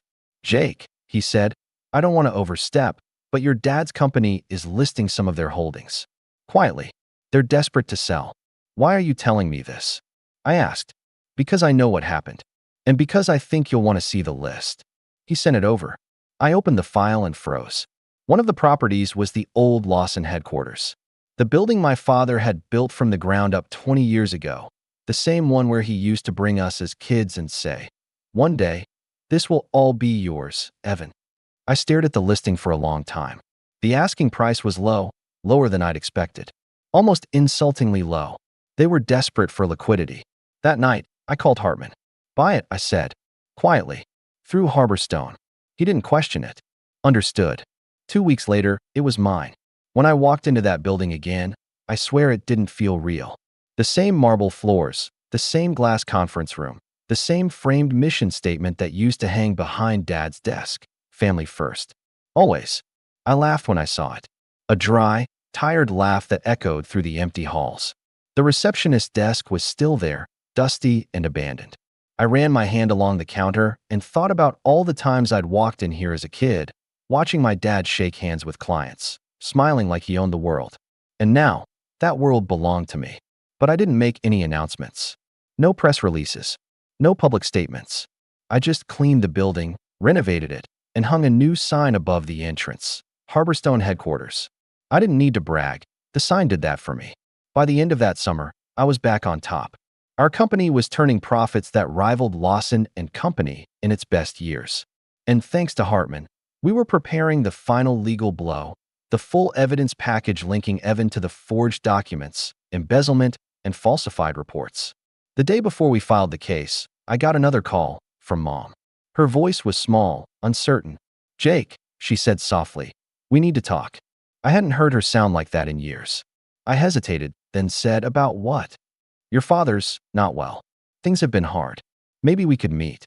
Just talk." I didn't answer right away. The silence stretched long enough for her to add, "We miss you." That line hit like a knife. Not because I believed it, but because I could hear the guilt underneath. I agreed to meet. Not because I wanted closure, but because I wanted to look them in the eye one more time before everything changed. As I hung up, Hartman's words echoed in my mind. "You realize, once we file this, there's no going back." I looked around my office. The polished wood desk, the framed company logo, the sunlight filtering through the windows. "I know," I said quietly. "That's the point." And for the first time in my life, I wasn't the one being summoned to their world. They were coming into mine. The meeting was set for a Friday evening. Fitting. The same day of the week we used to have family dinners, back when everything looked normal from the outside. Mom suggested we meet at their house. I declined and offered my office instead, the new one. The one that used to be my father's headquarters. When she hesitated, I said calmly, "If you want to talk, that's where I'll be." I arrived early that day, an hour before they were supposed to show up. The building was quiet except for the faint hum of the air conditioning. The sun was setting behind the glass walls, casting long golden streaks across the conference table. I straightened my tie, poured a glass of water, and waited. At exactly 6 o'clock, I heard footsteps echo down the hall. Mom entered first, wearing that same polite smile she always used when she was about to say something manipulative but wanted to sound gentle. Behind her came my father, slower, older, angrier. Evan followed last, dressed in a sharp suit that looked one size too smug. "Jake," Mom said, her voice soft. "This place looks different." "It should," I said. "It's under new management." My father's eyes darted to the walls. The Harborstone sign was impossible to miss. He clenched his jaw but said nothing. We sat. The silence was thick. Finally, Mom broke it. "We didn't come here to fight. We just want to understand what you're trying to do." "What I'm trying to do," I said, "is protect what's mine. What you tried to take." Dad leaned forward. "You think you're protecting something? You're destroying the family name. Everything I built. You built it by selling pieces of it behind my back." I cut in. "And when you realized I was the one buying, you tried to ruin me. You and your prodigy." Evan smirked. "You act like we're villains in some movie. You tricked Dad into signing over his company, Jake. Don't play the victim." "I didn't trick him. I made fair deals. He just never believed I could." He leaned back, that same dismissive smirk he'd worn his whole life. "So what now? You got your little empire. You want us to bow down? Ask for forgiveness?" I shook my head. "No, Evan. I want you to listen for once." I reached into my briefcase and pulled out a folder, thick, neatly bound, with a single word written on the cover, Discovery. Hartman had told me, "If you want maximum impact, Let them see it with their own eyes. I slid it across the table. Dad frowned. What's this? Proof, I said. Bank records. Emails. Transaction logs. Everything you and your son used to sabotage my business. He hesitated before opening it. Evan's confidence cracked the moment his eyes hit the first page. Mom's voice trembled. Jake, what is this supposed to? Look closer, I said. Every false report. Every doctored document. Every digital signature you used against me traces back to one device, Evan's laptop. Evan's hand twitched as he turned the pages. His name was everywhere. His accounts. His timestamps. His emails to Dad, discussing damage control. You can't prove I sent those, he said quickly. This could have been faked. I smiled slightly. Already verified by a digital forensics team. You'd be surprised what metadata holds, little brother. Dad's voice was low, almost a growl. You went through all this trouble just to humiliate us. No, I said evenly. To make it official. I handed him another paper, a letter stamped with a court seal. Dad read the first line and froze. You're pressing charges? Not yet, I said. That depends on you. Evan slammed the folder shut. You wouldn't dare. Wouldn't I? You framed me for fraud. You cost my company everything. I rebuilt from nothing while you lived off lies. Mom was crying now. Jake, please. This will ruin your father. He ruined himself. For a moment, no one spoke. The sound of the clock ticking on the wall felt louder than breathing. Then I stood, walked to the window, and said quietly, You know what the funny part is? You could have just said sorry. I would have walked away. Dad scoffed. You think we're going to beg? No, I said. I think you're going to listen. I turned back toward them. Here's how this goes. You sign over the remaining Lawson and Company properties, everything still in your name, to Harborstone. You also release a statement clearing my name publicly, acknowledging that the allegations were false. Do that, and this never sees court. Evan laughed. You're blackmailing your own family? I smiled. No, I'm offering you mercy. He stood up suddenly, trying to tower over me. You're bluffing.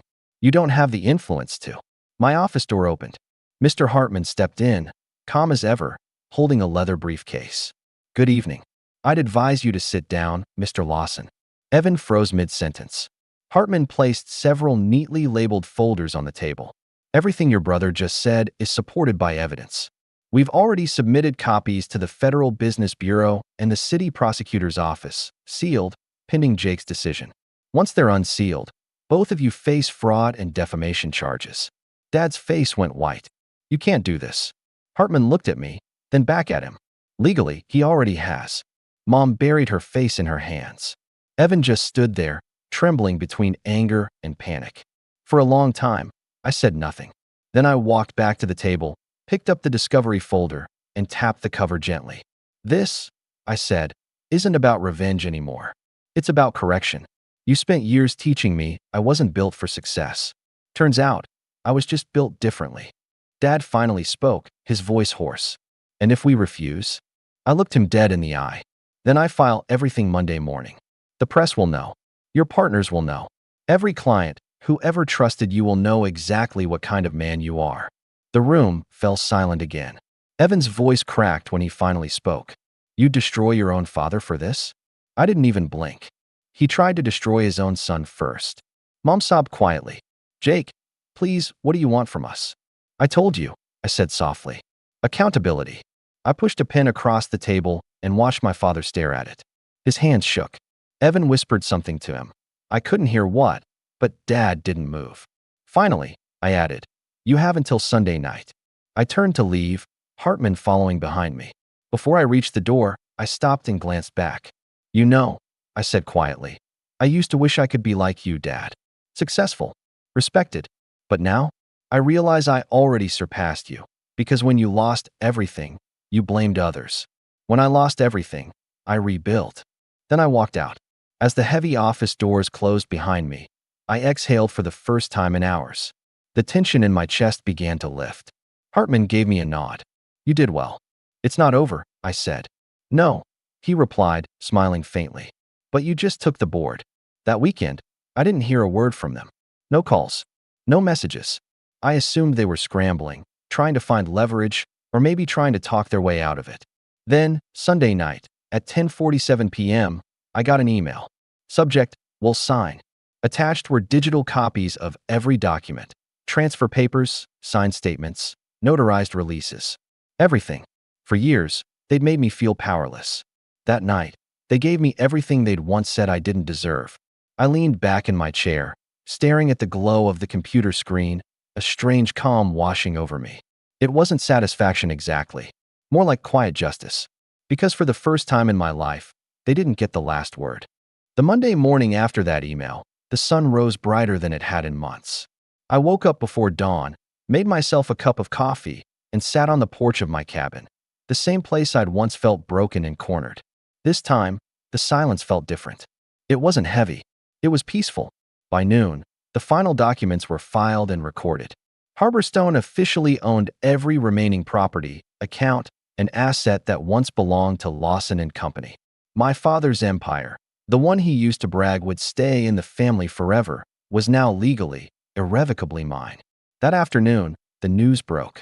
A press release went public confirming that due to internal misconduct and false allegations, Lawson and Company had been dissolved and merged into Harborstone Development.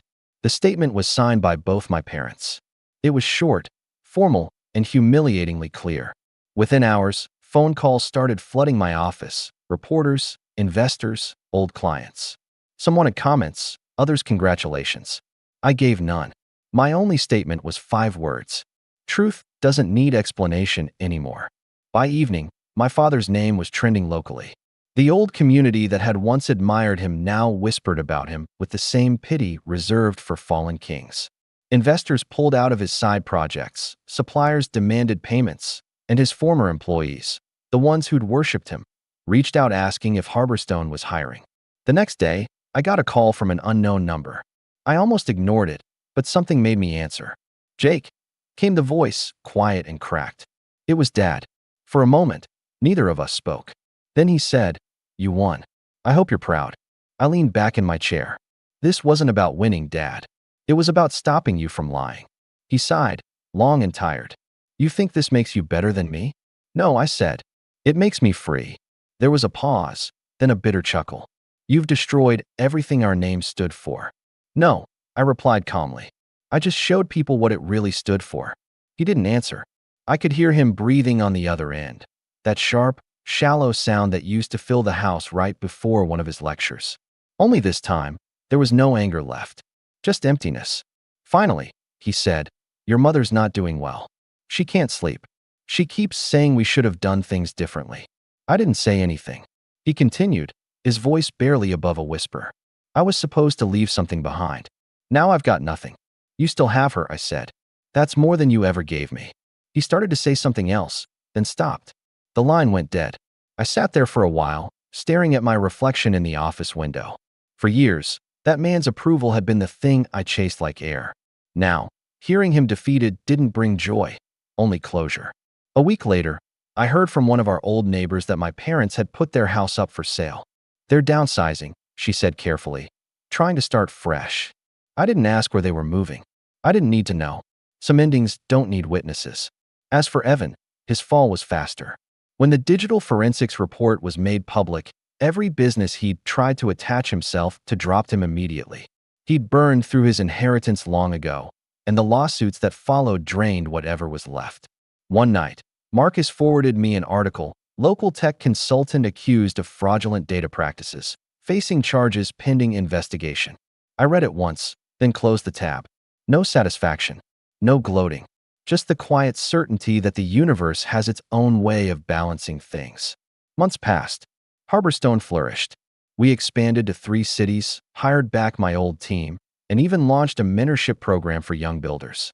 I made sure every worker, every intern, got the recognition I never had. On the anniversary of the takeover, I walked through the old Lawson building, now fully renovated, modern, filled with life again. The hallways echoed with laughter, the kind that once never existed here. I stopped by the main conference room, where I'd confronted my family for the last time. The table was new, the walls repainted, but the memory still lingered. I ran my fingers along the glass and whispered to myself, "You finally built something that lasts." Before leaving, I went to the lobby where that old plaque used to hang, "Family First." Always. I had replaced it with a new one. Simple, clean and honest. It read, "Earned, not given." A few months later, I got one last letter in the mail. Handwritten. From Mom. It said, "We were wrong. About you, about everything. Your father doesn't say it, but he knows it too. I hope one day you'll forgive us. Not for us, but for yourself. Love, Mom." I folded it carefully and placed it in my desk drawer. I didn't respond, but I didn't throw it away either. Some things don't need closure. They just need peace. Life didn't suddenly become perfect after that. I still had long days, new challenges, the weight of leadership. But there was one difference. I finally stopped carrying the ghost of who they told me I was. They'd tried to define me with their approval. Now, I defined myself with my silence. A year later, at the grand opening of our newest project, a housing development built on the same land where my father's first office once stood, I gave a short speech. I looked out at the crowd of workers, clients, and investors. The cameras flashed, the microphones hovered, waiting for some grand statement about victory or revenge.